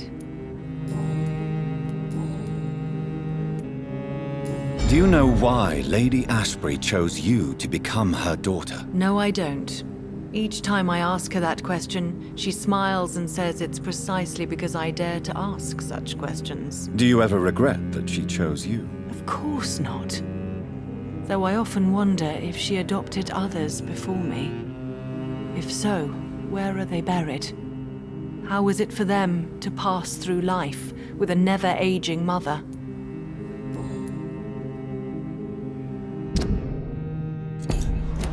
Goodbye, Charlotte. Give my best regards to your mother when you see her. She's been quite busy these last few nights. I suspect you may see her before me.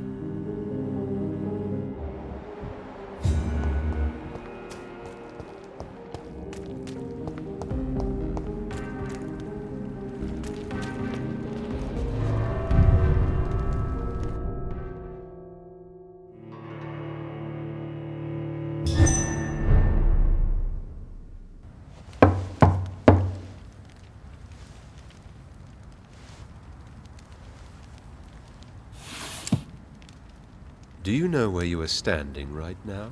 In front of the Ascalon Club, I presume. The Ascalon Club only summons or ostracizes. What is your business tonight? I received an invitation. I'm Dr. Jonathan Reid.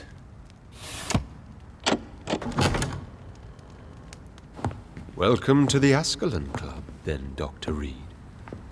Please proceed. Lord Redgrave is waiting on you upstairs.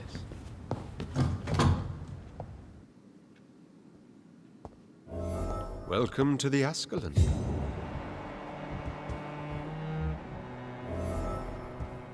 There has been quite a battle here.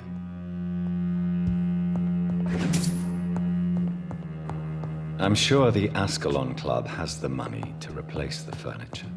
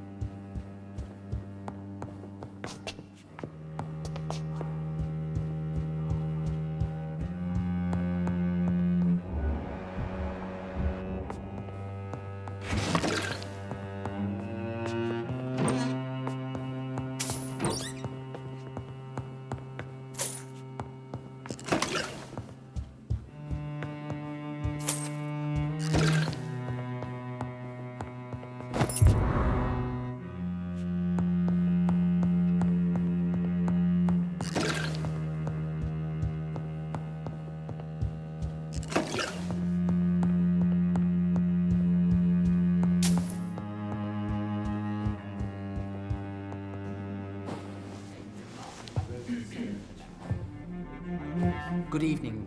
We repel the intruders for now.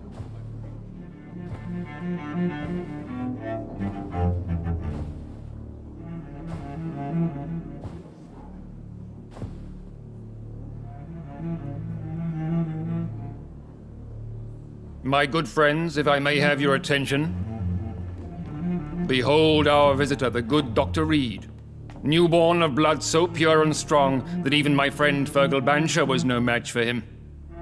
Here, here. Come forward, young Ekon, for we have so much to discuss. Welcome to the Ascalon Club, Dr. Reid. I am Lord Redgrave, Earl of Bristol and chairman of this exclusive association. Lord Redgrave. At last we meet. I've been eager to make your acquaintance. I've heard some astounding things about you. Please accept my condolences for your loss, Dr. Reid. Thank you, my lord. Lady Ashbury expressed your wish to meet me. Yes. The lady has always been a useful acquaintance, though not always reliable. Is she a good friend of yours? Yes, she is. I may even say I admire her probity and her kindness. She has helped me since I was reborn. The centuries have taught me never to trust a woman completely, especially if she is immortal. Too prone to emotions, if you ask me. Too fickle when it comes to important decisions. My lord, do not expect me to speak ill of Lady Ashbury. Of course not, and I praise your loyalty. Would you offer the same fidelity to the Empire? What do you mean? I speak of the Skull Plague that threatens London and the country. You have been on the front line in the East End, but the time has come to open up a second front here. The epidemic has escaped the quarantine. You have new cases of the outbreak. We don't know for certain, but we cannot allow the disease to threaten the prominent heads of Great Britain.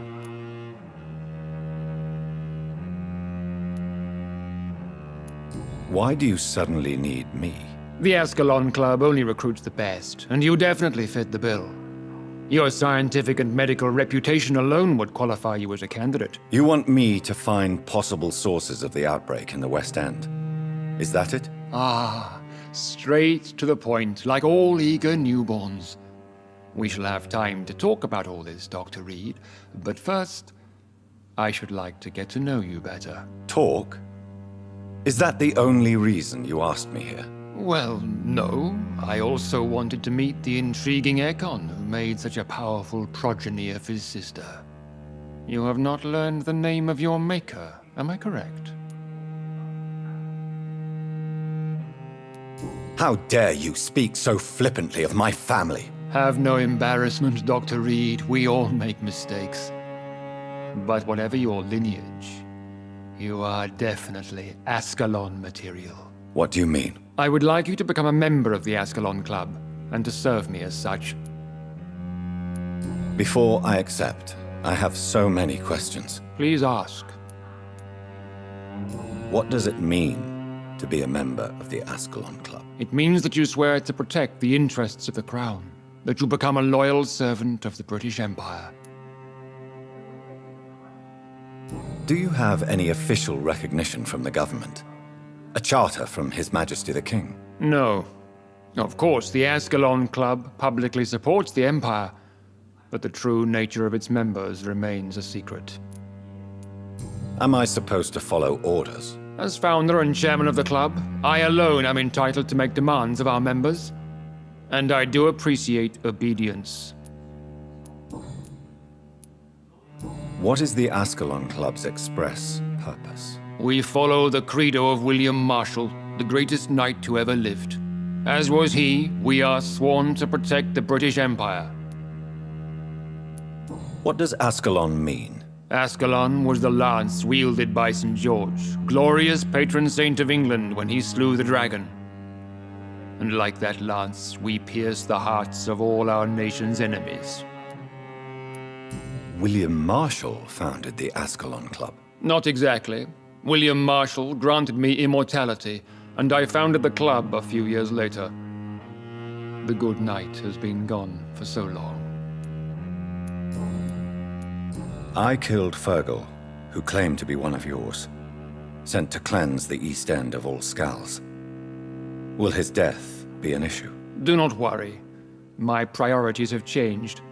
Fergal was a zealous servant of mine, but like any servant, he had his limitations and is readily replaced if necessary. I agree to join the club. This is good news. Good news indeed in these crucial times. Let's inform the Assembly formally and proceed with your initiation. My initiation? Fear not. Nothing fancy nor dangerous. It is just that we, the members of Ascalon, believe that tradition and custom are the backbone of this country.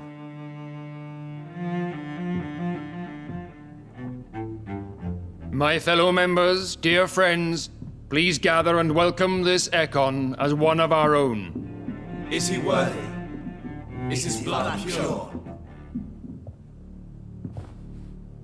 Well, speak, Dr. Reid, in front of the most sacred blood. The blood of our beloved William Marshall, speak now. Will you serve and protect the crown as he did? Yes, I will. Then, young Ekon, it is time to testify with your blood. It is time to sign the Book of Allegiance. I know it's awfully gothic and a tad pedantic, but England's traditions are the backbone of our nation.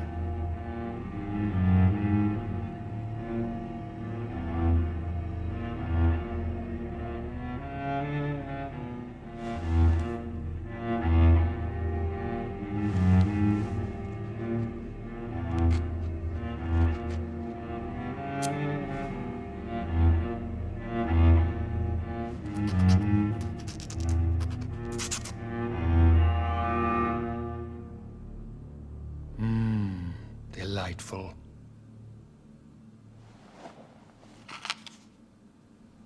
Welcome to the Ascalon Club, Dr. Reid. Take your place among the bearers of the lance. One of us! One of us!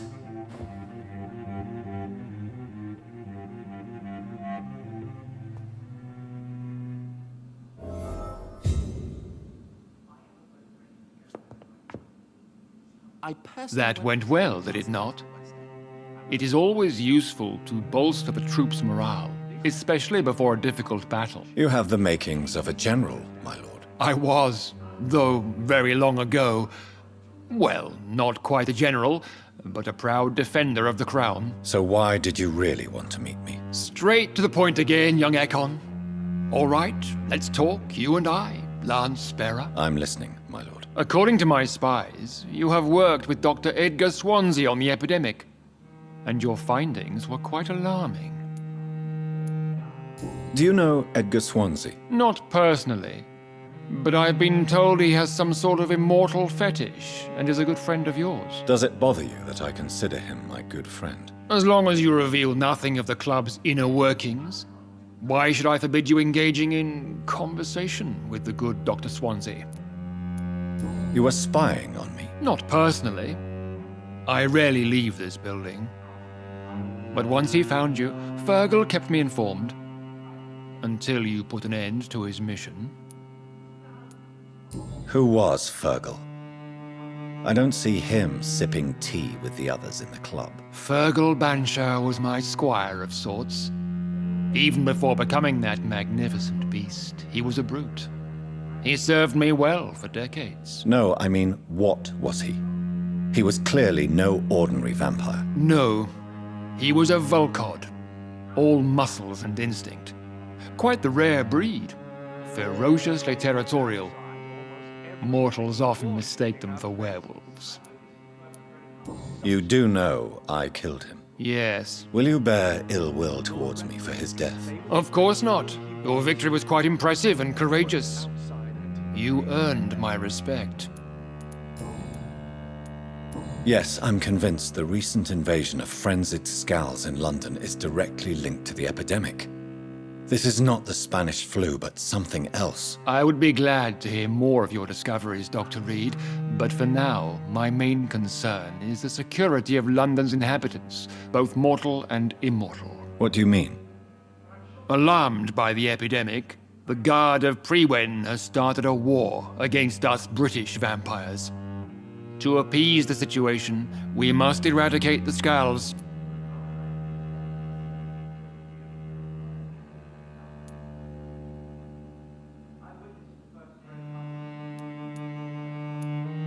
Scowls are hostile vectors of contagion, that is a fact. But first and foremost, they are victims. I agree, Dr. Reid. Most of the new Scowls who roam the streets at night used to be good British citizens, but they must be put down nevertheless. So, What do you want me to do? I want you to investigate the city thoroughly.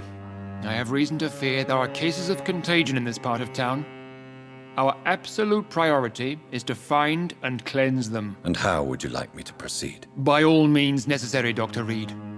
You are now a member of the Ascalon Club and you have carte blanche. Interrogate the locals, follow all the leads you find, and get results. Singing obscure songs around the city. What is this benevolence? Skulls have been spotted everywhere in London. We are losing this fight.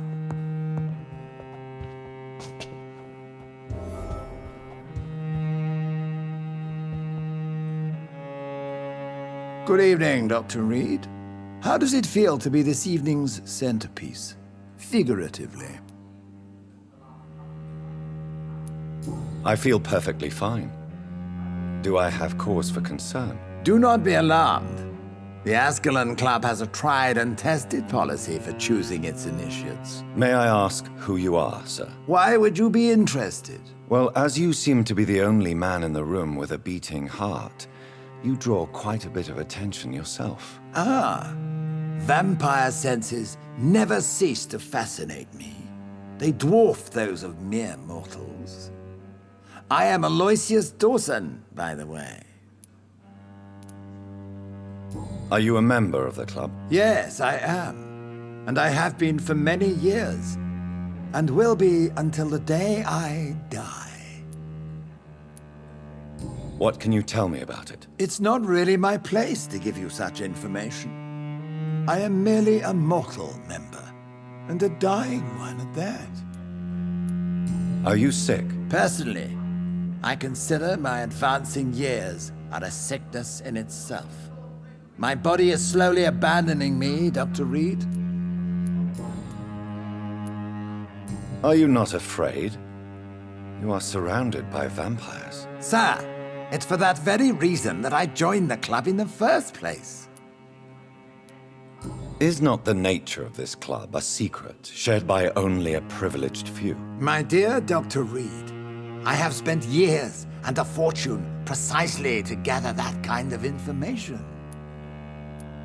So you asked for membership? I have been a member of many clubs in many countries.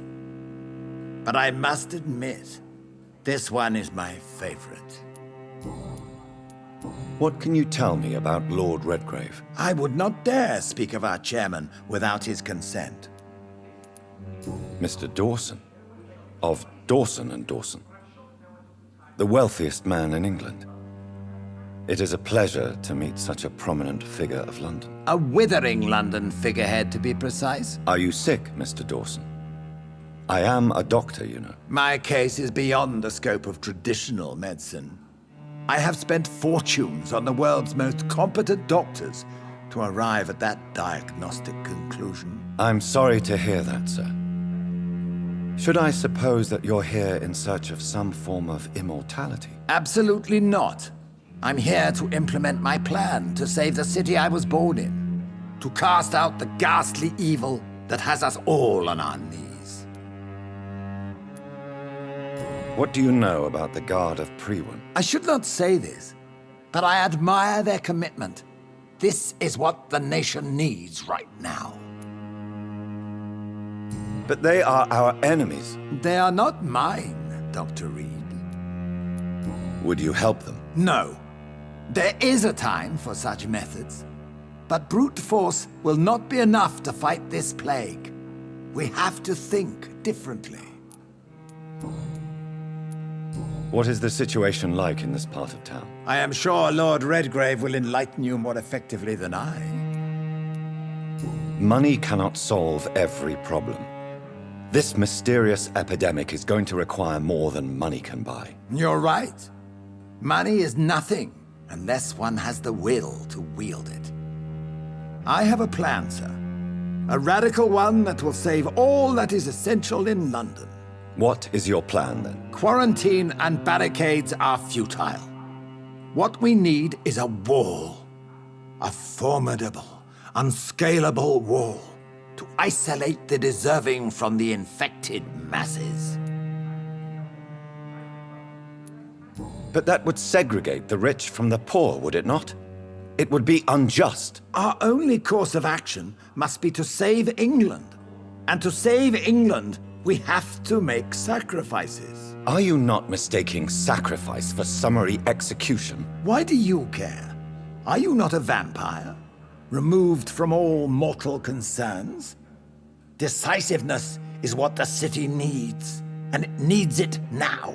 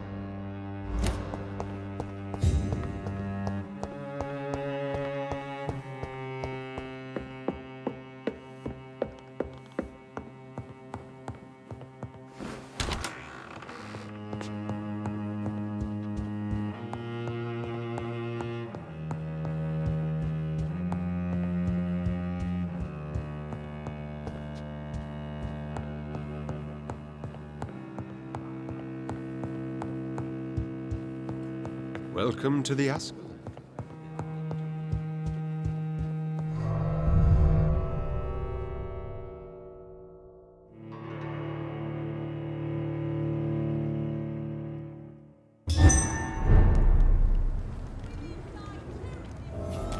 I think Lord Redgrave just suggested I was sired by an ancient vampire. Women's right to vote is only the...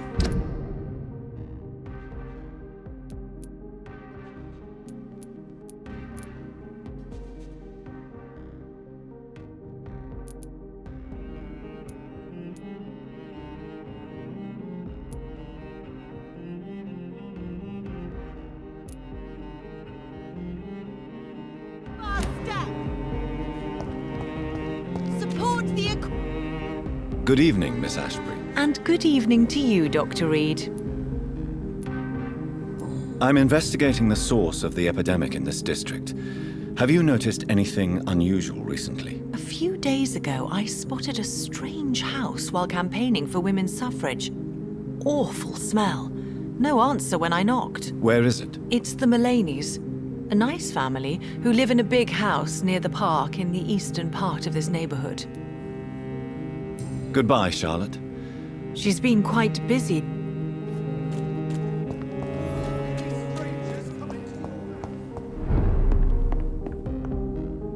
Good evening, Doctor.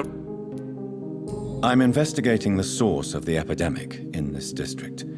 Have you noticed anything unusual? Not really. Wait, now that you mention it, I don't see the McPhersons in my favorite restaurants. They love delicate meals too, you understand. Thank you. It may be nothing, but I'll investigate anyway. Where do they live? They have a house in the southern part of the district, somewhere north of the railway bridge. There is a courtyard, if I remember rightly. Goodbye, Mr. Russell. I'm sure you'll take care of...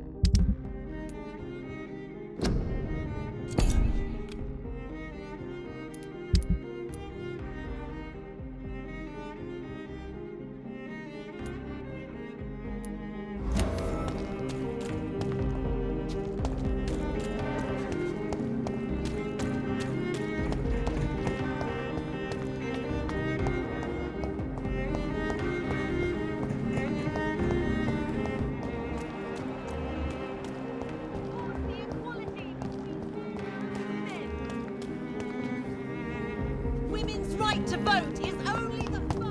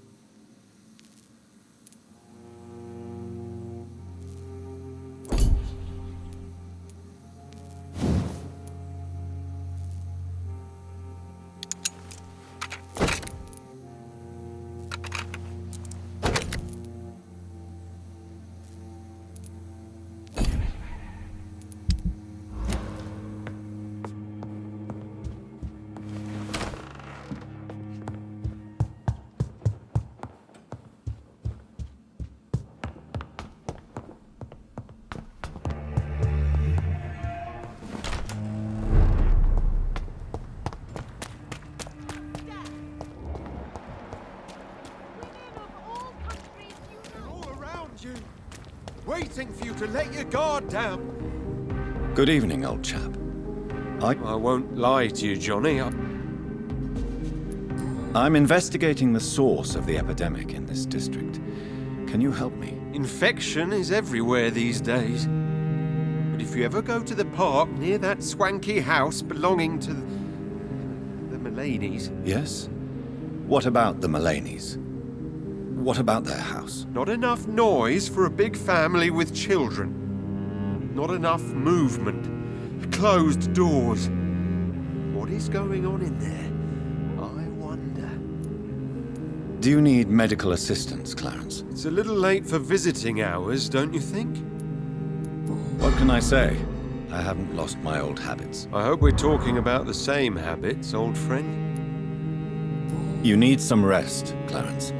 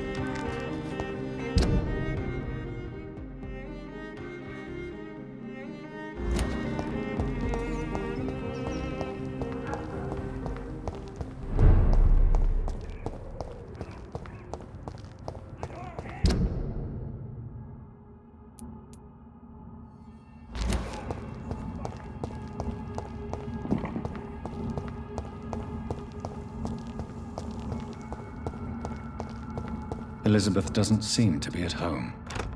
I'll come back later.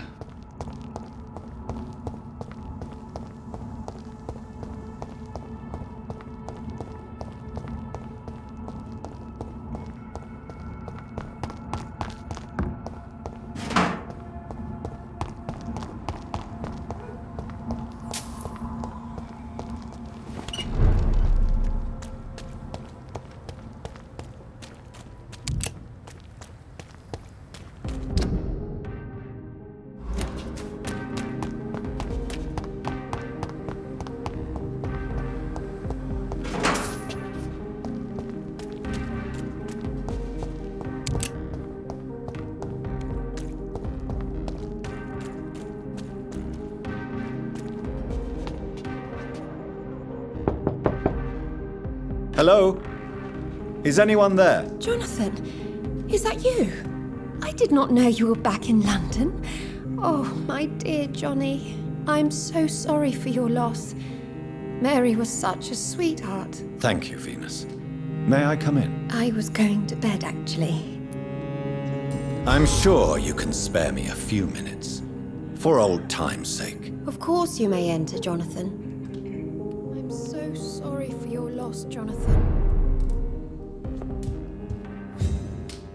It's a pleasure to see you again, Venus. So you returned from the war in one piece too. Thank God.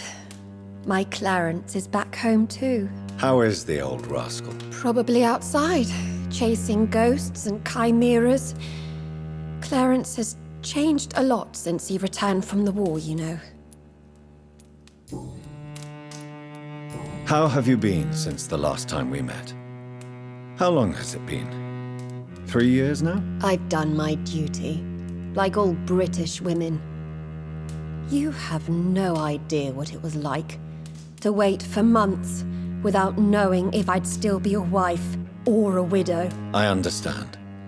Luckily, this part of town has been saved from the worst of the bombings, from what I've seen. Yes, and it's also true about the epidemic. The flu has killed here too, of course, but not on such a large scale as in other parts of town. Have you noticed anything peculiar about the neighborhood recently? You mean except for your return to town? No.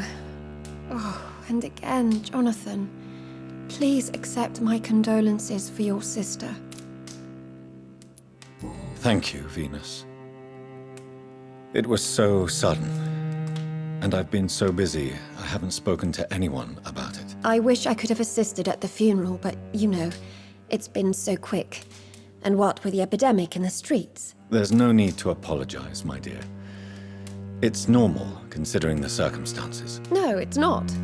I am sure that Clarence has not even thought to present you his condolences. He is too busy with his penny dreadful stories.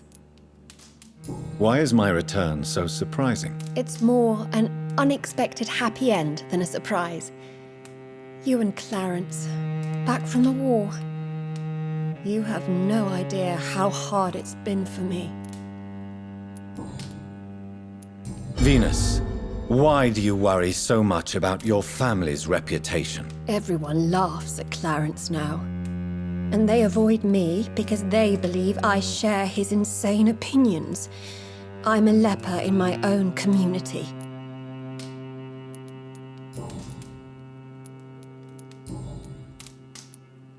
Tell me about Clarence's obsession with vampires. It drives me so crazy it makes my stomach hurt. I was so relieved to have him back. But I quickly realized he'd lost his mind in France. I understand your irritation, Venus. But you have to accept the trauma Clarence endured on the battlefield. The question is simple, Jonathan. Is my husband mad? Yes or no? Do vampires exist? Or is Clarence a lunatic? So you don't believe Clarence? If poor Mary, bless her soul, had tried to convince you of the existence of bloody vampires, would you have believed her? Seriously? The important question is, what do you really think of your husband? I'm tough, Jonathan. He should have told me the horrors he witnessed, however appalling it was, instead of inventing a fantasy about blood-drinking monsters. I'm investigating the source of the epidemic in this district. Have you noticed anything unusual? The McPhersons. I heard they locked themselves in their own house. They could just be afraid of getting sick. Perhaps you're right. But if I were you, I'd pay them a visit. A big house, reachable through a courtyard, to the north of the railway bridge. Goodbye.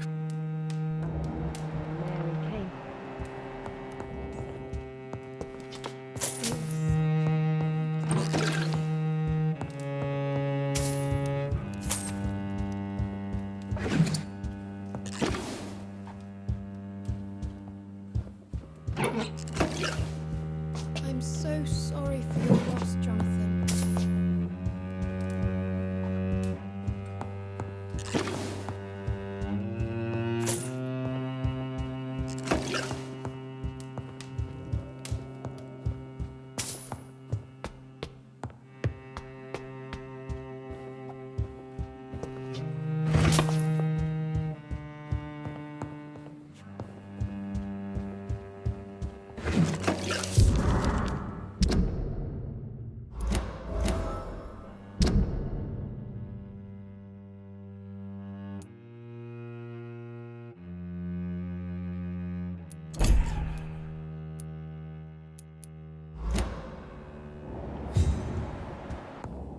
It's locked, all right.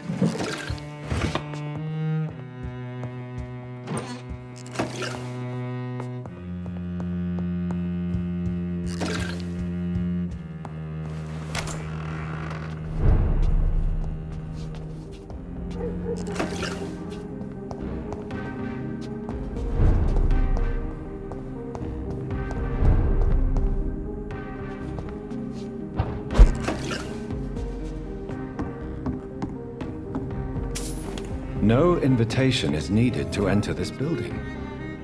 That can't be a good sign. No sign of a struggle. It seems Charlotte's friend knew the killer and let him in.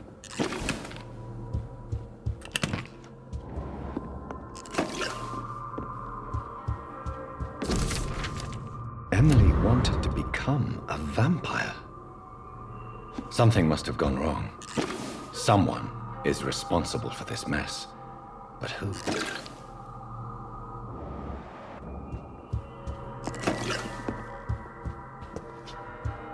Blood. I should follow the trail.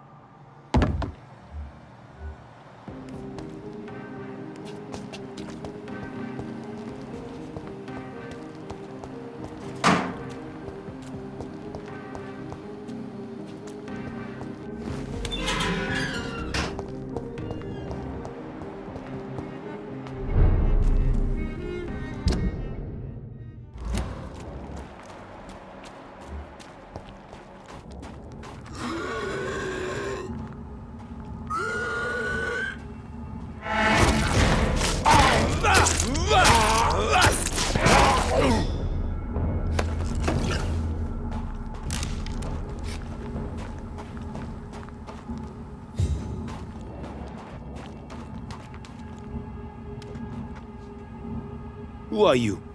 What are you doing here? I could ask you the same question. I'm the Marquis de Bois-Colombes, and I strongly invite you to find your own game, sir. I'm not here to sustain myself. I'm currently investigating the death of a young woman killed by a vampire. A young woman killed by a vampire? Oh, you're joking, right? Oh, I do love the British sense of humor. And who exactly are you? I am Jacques-Michel Guillaume Florimond de Marquis de Bois-Colombes, at your service, my dear cousin. You're French, but your English is quite good. I was born in France, sir, but I consider myself a traveler of this world. So many countries, so many tantalizing tastes. Dear cousin, are we related? We could be of the same blood, my dear. I tend to consider all Econs as family, don't you? What are you doing here? I recently decided to visit London. I've always dreamed of visiting a city on the verge of collapse. Such a delicate, yet intense spectacle. You take pleasure from others' misery. I have been a totally depraved and immoral creature since the day I was reborn, sir. And probably before. What do you plan to do here? Take pleasure. Take pictures. Enjoy the show. Have fun. Believe me, I won't be the only foreign immortal who bought a ticket to the fair. I followed the trail of blood from her room to here. Oh, you're referring to that young woman. Yes, the meeting turned messy. I'm afraid I ruined my last redingote. So you admit you murdered her? I admit nothing, my good sir. I only regret the blood of that girl staining my clothes. Oh, blood can be so messy. What happened? She wanted to become one of us. Not the first time I have received such a proposal, but I must admit her direct approach tempted me. And then what? The body rejected my blood. It happens, you know, sometimes even with voluntary prey. At least her gurglings brought me some fun, until the artery burst. I believe you, sir. Emily's diary confirms your statement. Oh, Emily was her name. Quite charming. Well, mystery solved then. Yes, I suppose so. You can go. And so can you. Farewell, sir. May you enjoy the spectacle of this fallen city as much as I do.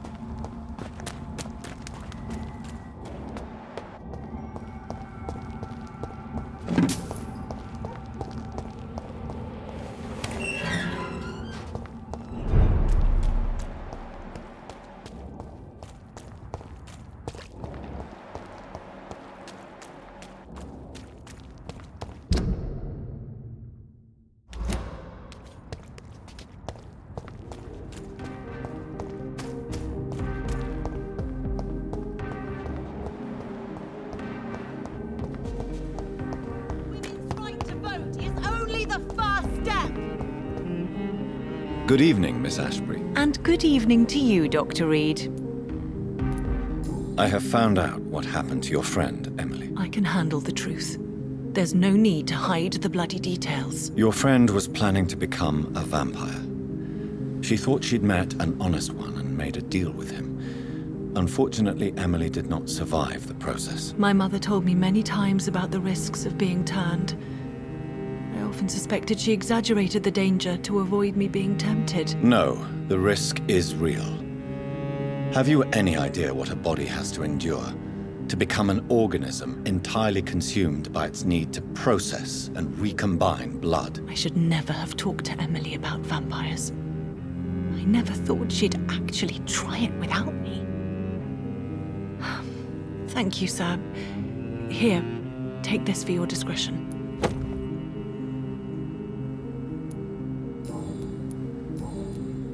Goodbye, Charlotte. Give my best regards to your mother when you see her. She's been quite...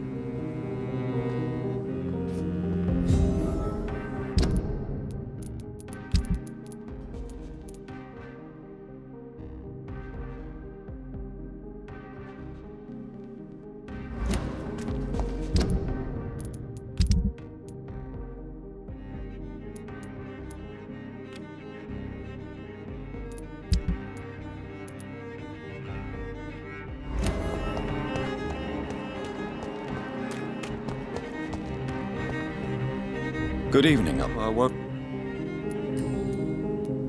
Tell me what you have discovered about vampires, Clarence. They've always been here. And if you search for long enough, you realize others know about these devils too. I'm not alone. Have you shared your research with anybody else? No. But I've published my leaflets all across the city, hoping that someday someone will realize I'm printing the truth. What do you mean you're not alone? Who have you met? The Guard of Prewin, the Brotherhood of St. Paul's Stole, Ichabod Throgmorton. Those names always pop up when you dig deep enough. Have you spoken with any of them? No. With the quarantine, it's almost impossible to leave the West End. But as a doctor, maybe you could, Johnny. Are you asking me to help you prove the existence of vampires, Clarence? Yes, Johnny. Please. Gather all the information you can find about vampires and bring it to me. You're the only friend I have left. I need you.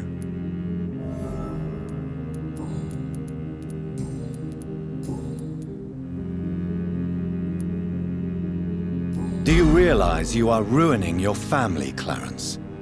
Don't you see the risk here? Money isn't important. Not important when it is a matter of life and death. That is what my dear Venus cannot understand. People will laugh at you, if they don't already. Think about your wife and your position. Think about your future. I understand my wife's embarrassment, but gossips don't kill, vampires do. There'll be no future if people don't open their eyes. I can't believe I'm telling you this, but if warning people is that important to you, why not choose a more efficient way to spend your money? Don't you think I tried? I knocked at every door, went to every bank, I even tried to be published. No, Jonathan. This is a one-man war. Clarence, why have you distributed leaflets about vampires all across the West End? I have to warn everybody about them. They've killed thousands of people already, unnoticed thanks to the epidemic. We are all in danger here. Vampires in London? Come on, Clarence. Who's going to believe that? I'm not mad, Jonathan. You have to believe me. I know they are real. They're all around us, even as we speak.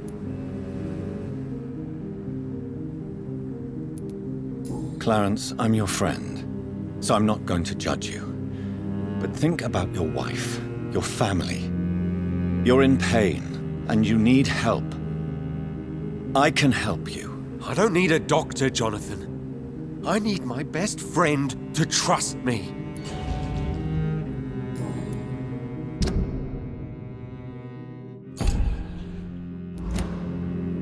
You need some rest.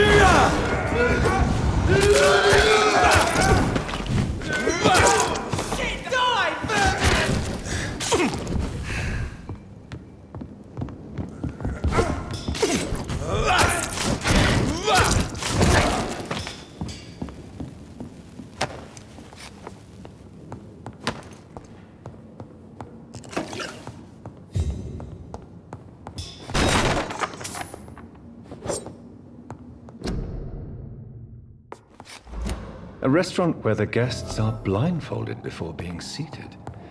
Intriguing.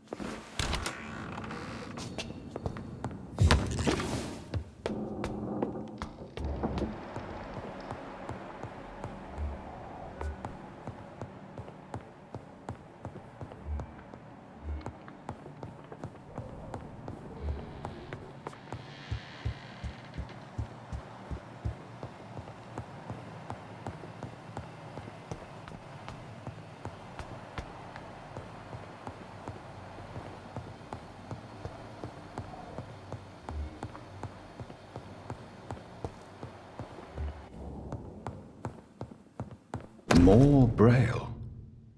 I should bring this to Mason Swanborough.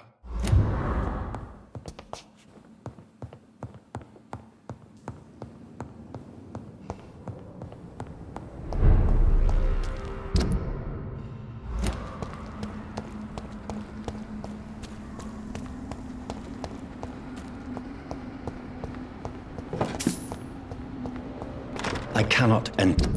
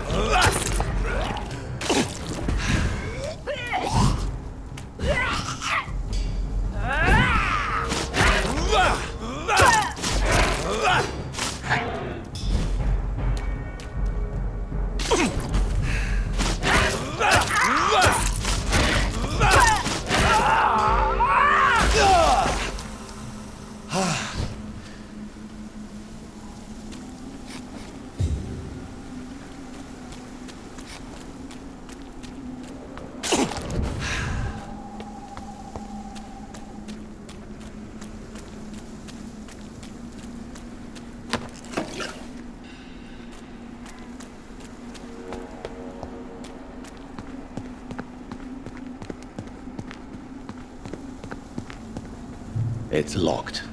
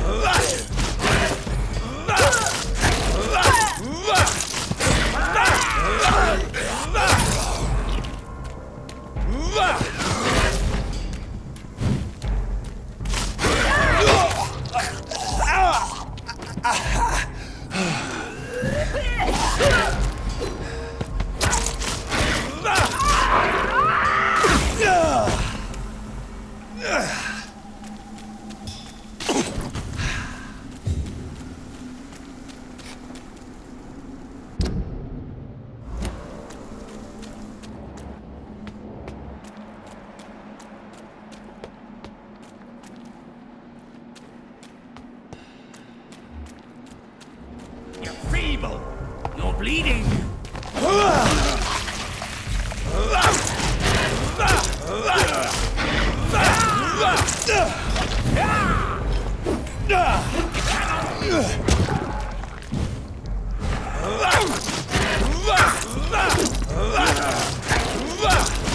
This is my territory!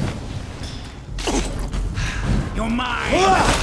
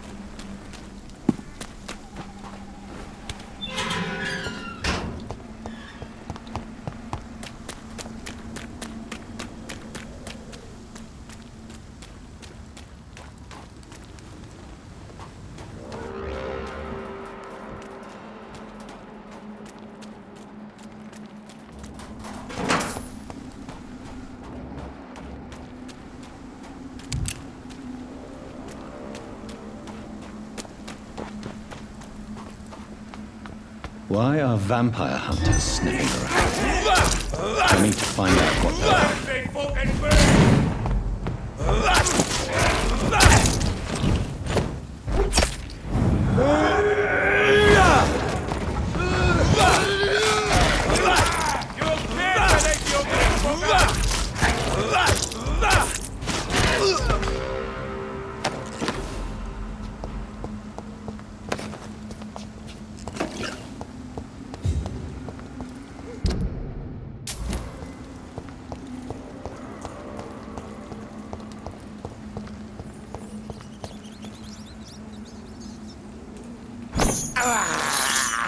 This is despicable.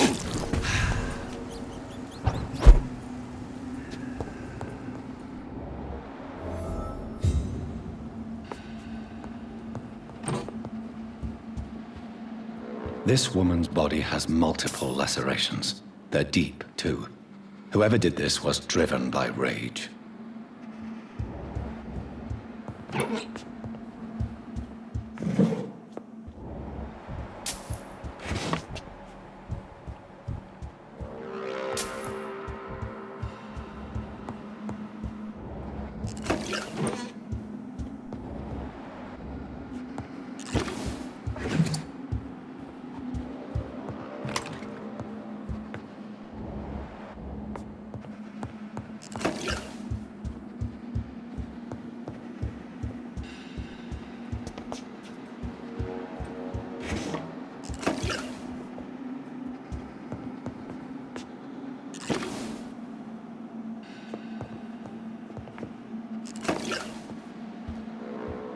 He had his tongue removed and his eyes gouged out.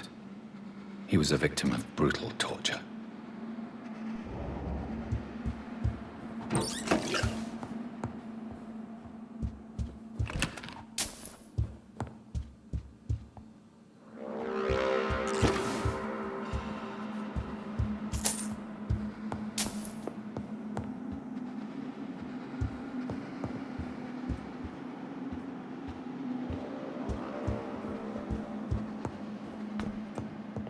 This one's neck is broken.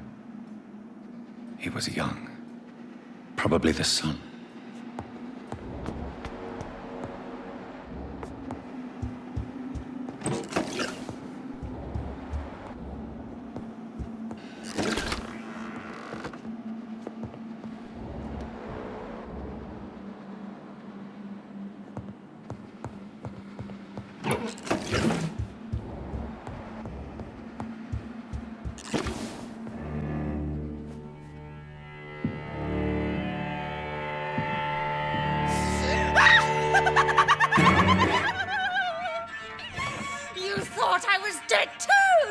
you. No, I was just pretending. Doris told me I could have been a great actress. You killed your family. They mocked my talent. Ah!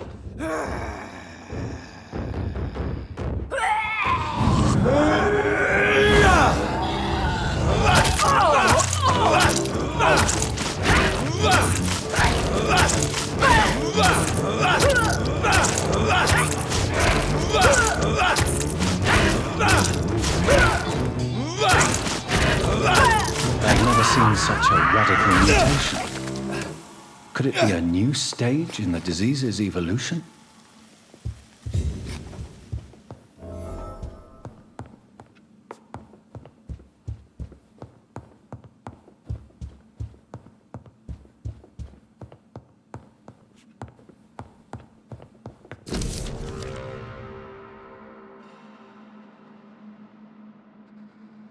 So, this girl took lessons at the famous Doris Fletcher acting school.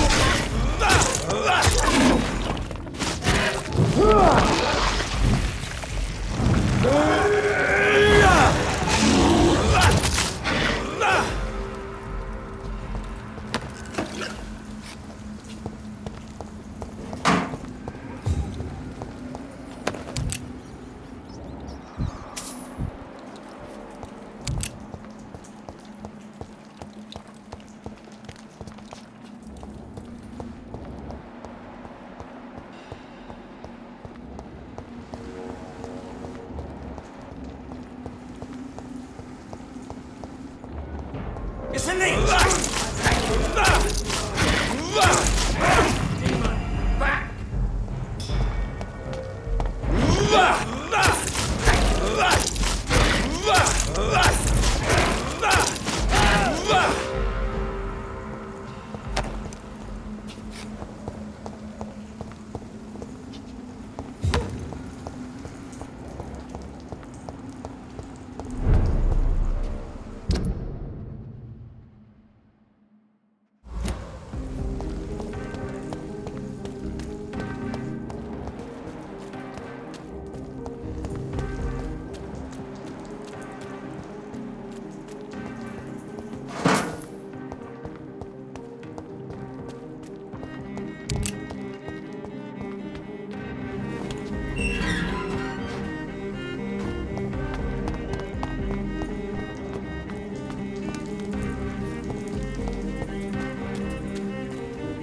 It's locked, all right.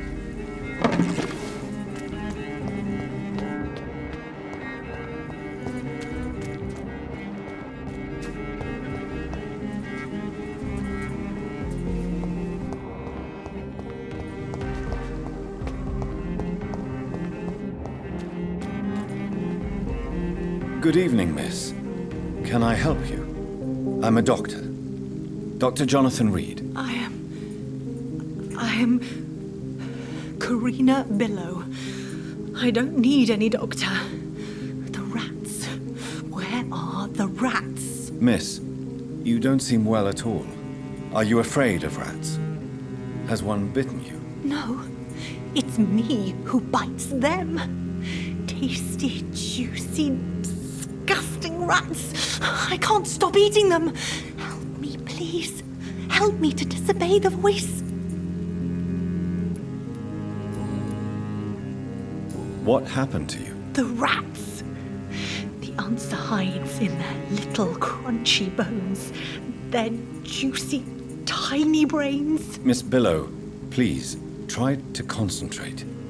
Why do you worry about rats so much? The voice in my head. He forces me to do so. Drink their blood, he said. Eat their flesh.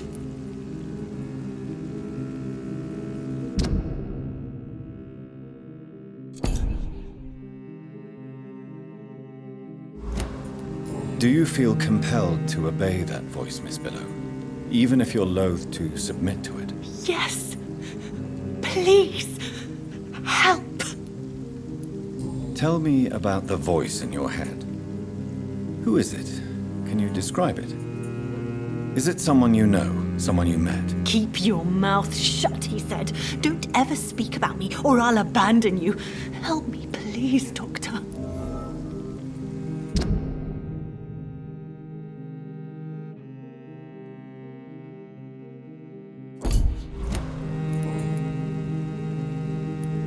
What is the local news hereabouts, Miss Billow? Shadows. Shadows hunting shadows. Whispers in the dark. Pestilence. Suffering. Death. Tell me about yourself, Miss Billow. What do you do for a living? Oh, I'm hungry. Need to eat. Have you got something for me? Blood, perhaps? Can you give me blood, Dr. Reid? Don't you remember who you are, miss? What you did for work? I was strong, proud. I campaigned for good causes. But that was before. Before. It does not matter anymore. I'm so hungry.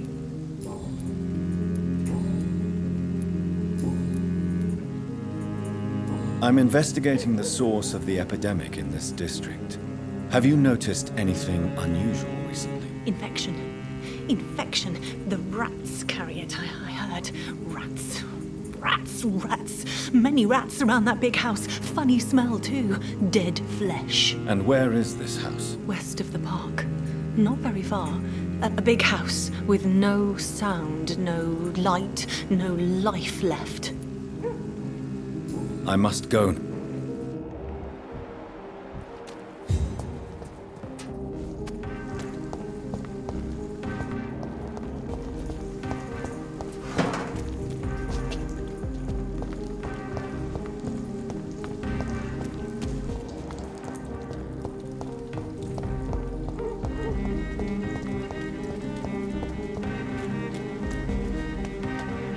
Women's right to vote is only the first step.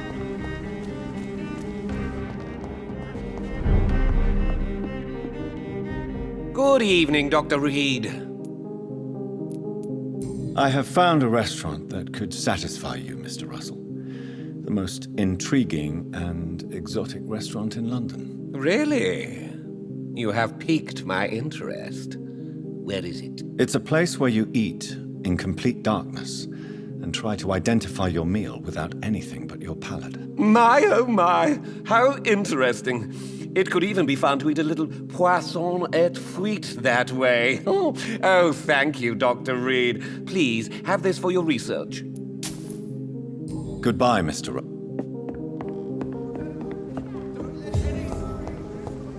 Women die too in this war.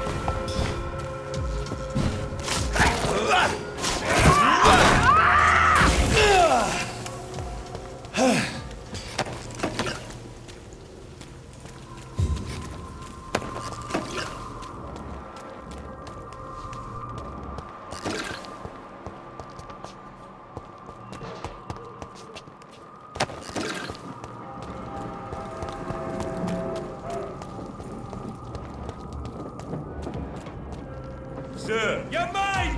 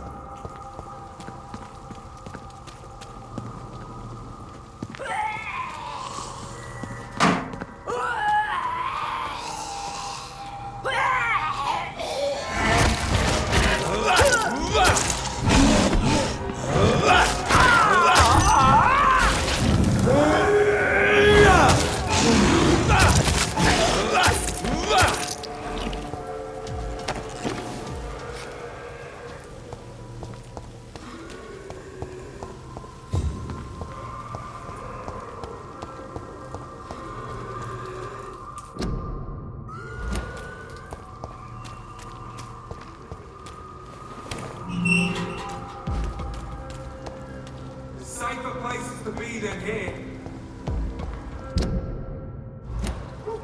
Stupid bitch!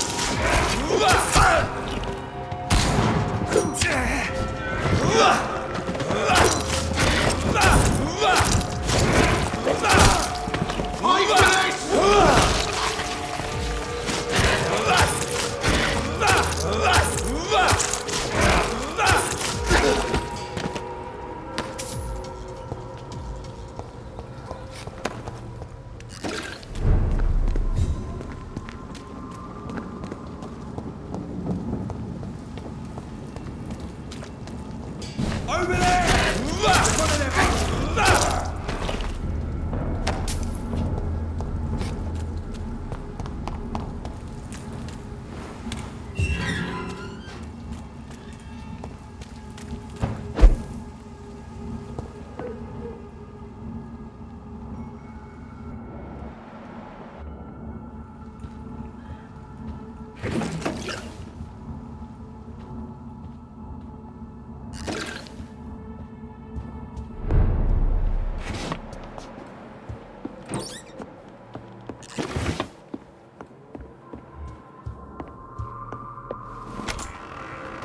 That building is under quarantine.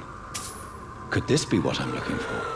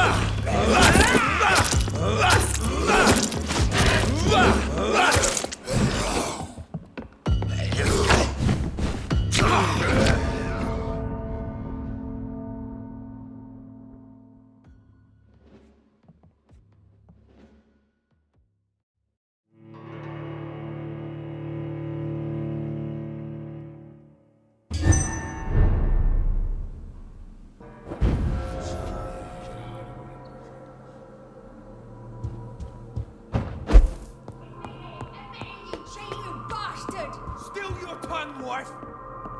Liar, coward, you brought this.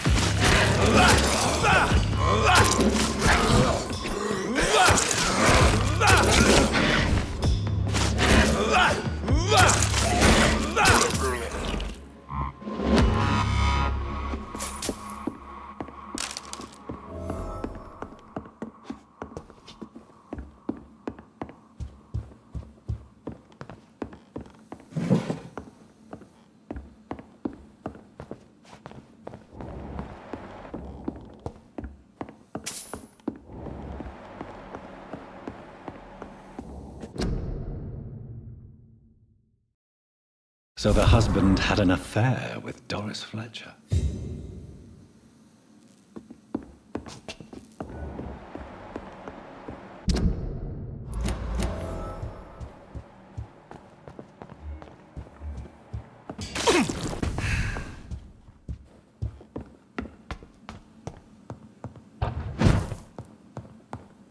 Doris Fletcher seems to be the missing link here. I could go to her acting school.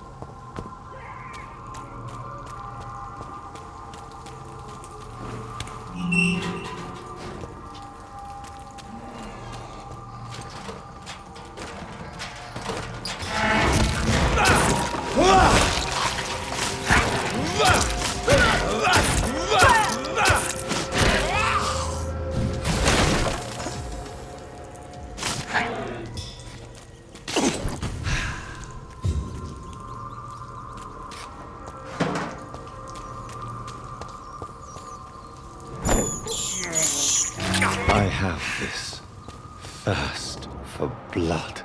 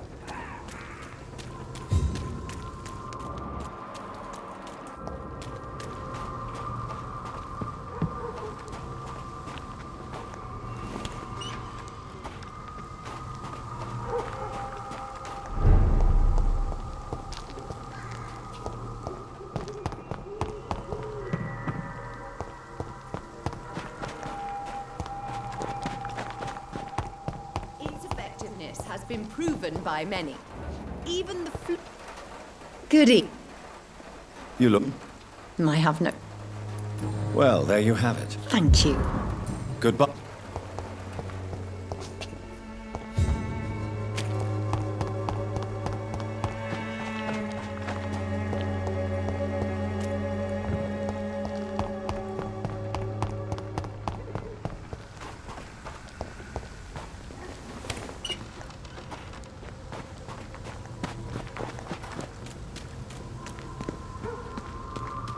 Safer places to be. Evil!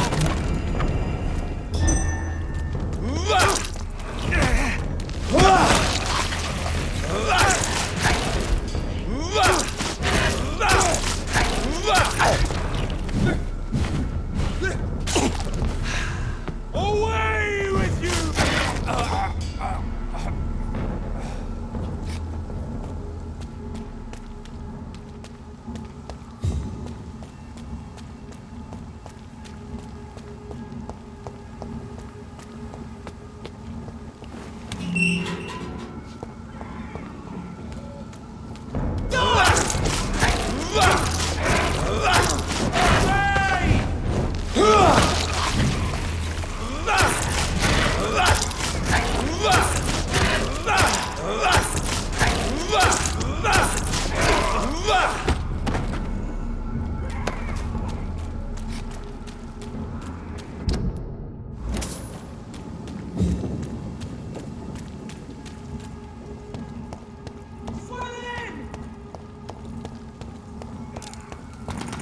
It's an inch! Kill it!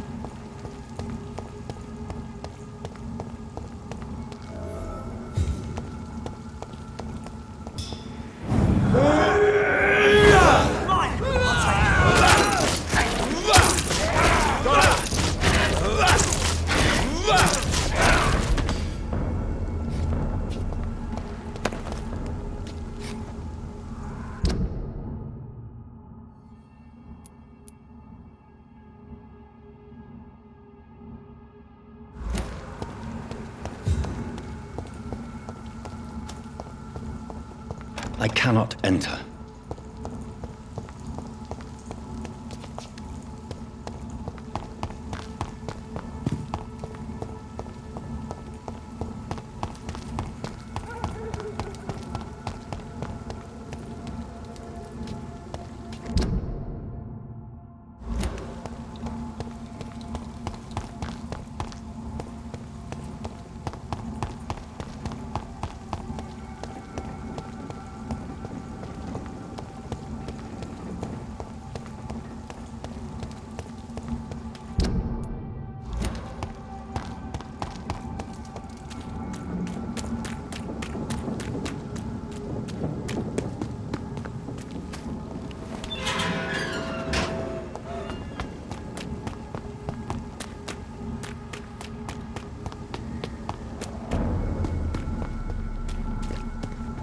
There's an open window on the second floor.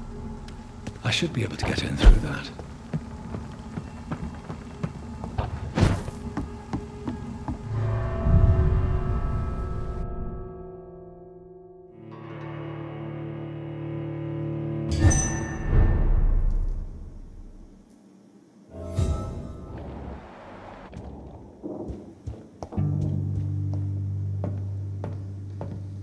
Woe to you, nations of hypocrites.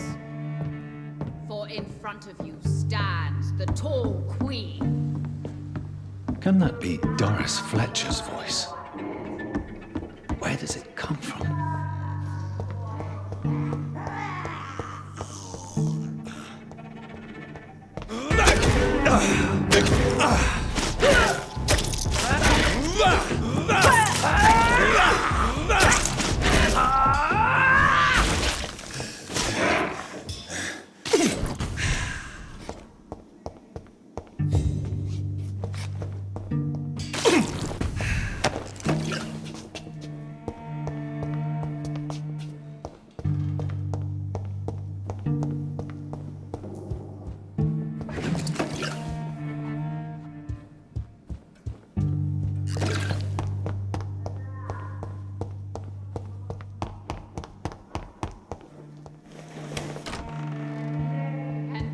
testify to her kindness and beauty. For now she hides in shadow, ugly as sin. But when you burn and die,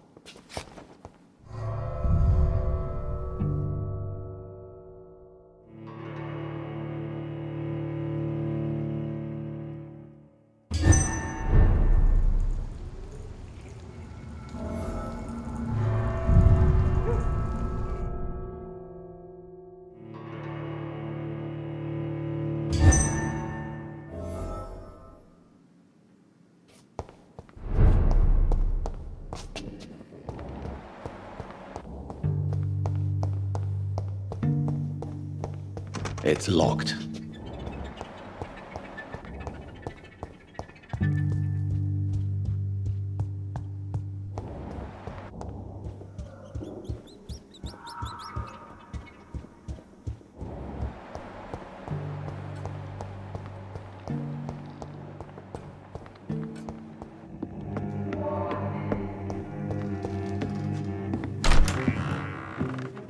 who are you?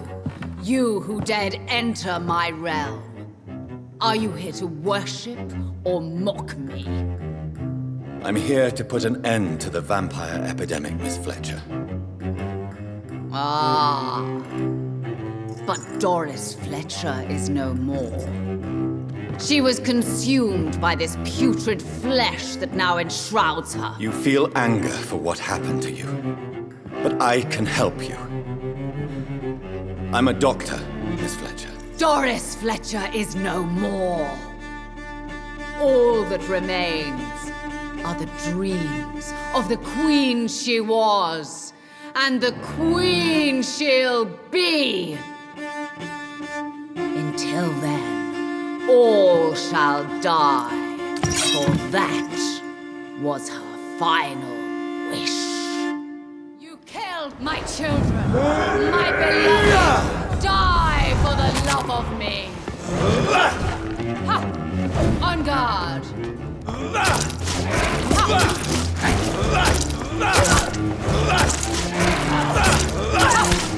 Your hand is shaking.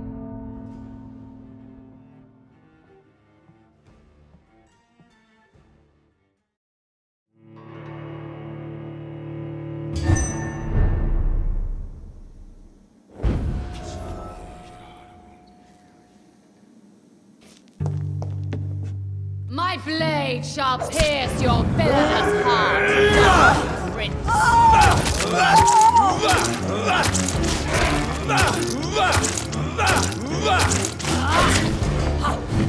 Your hand is shaking. I smell your fear.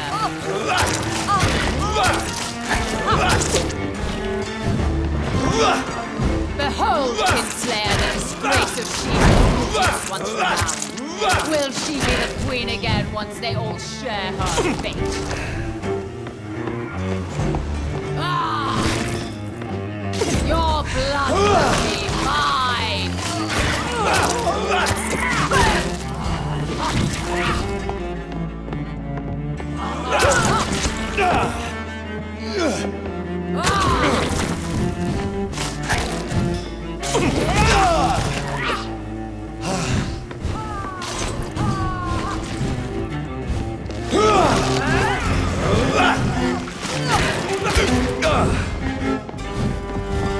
Here at the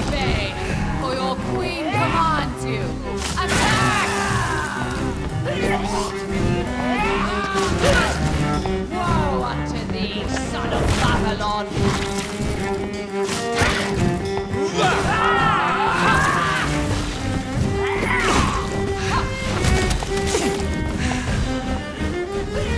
My children, my beloved, die for the love of me.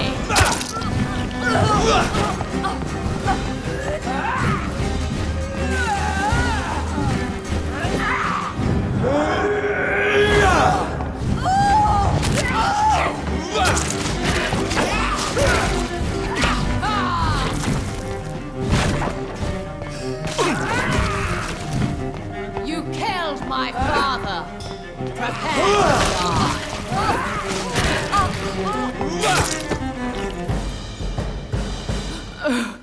Wait.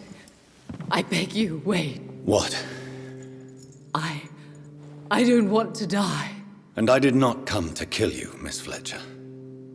Will you spare me then? Save this cadaverous carcass of mine.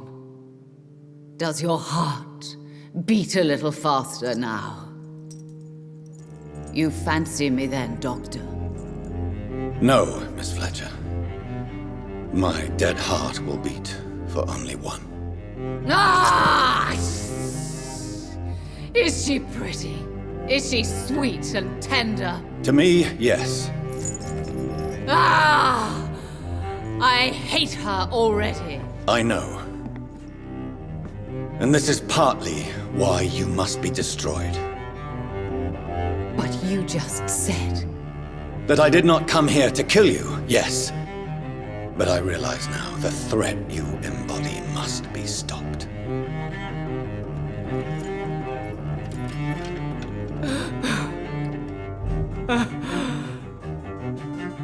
Will I be remembered? Will you? You were Doris Fletcher, the greatest actress of her generation.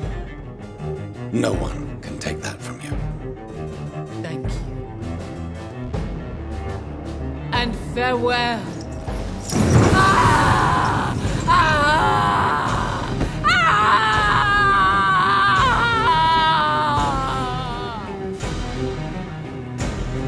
Farewell, Doris.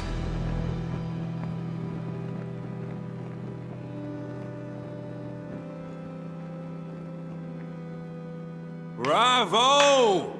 So dramatic. I love it. McCullum! How strange I seem to find you whenever I'm inquiring about that Skal infestation. I mean you no harm.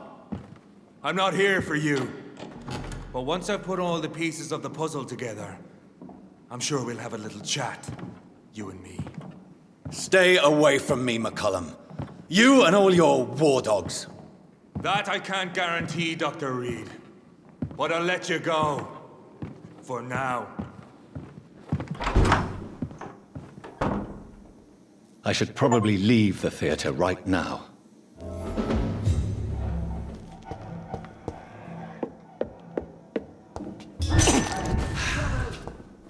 The West End should be safe now.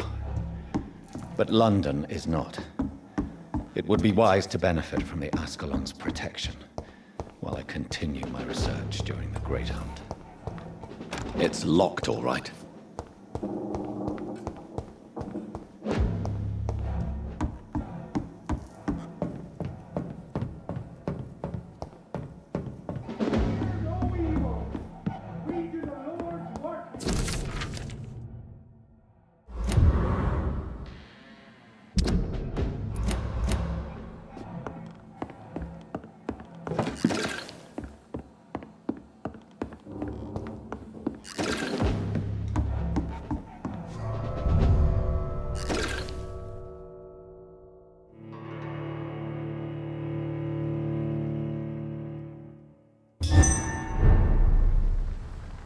These people want me dead. I need to leave now.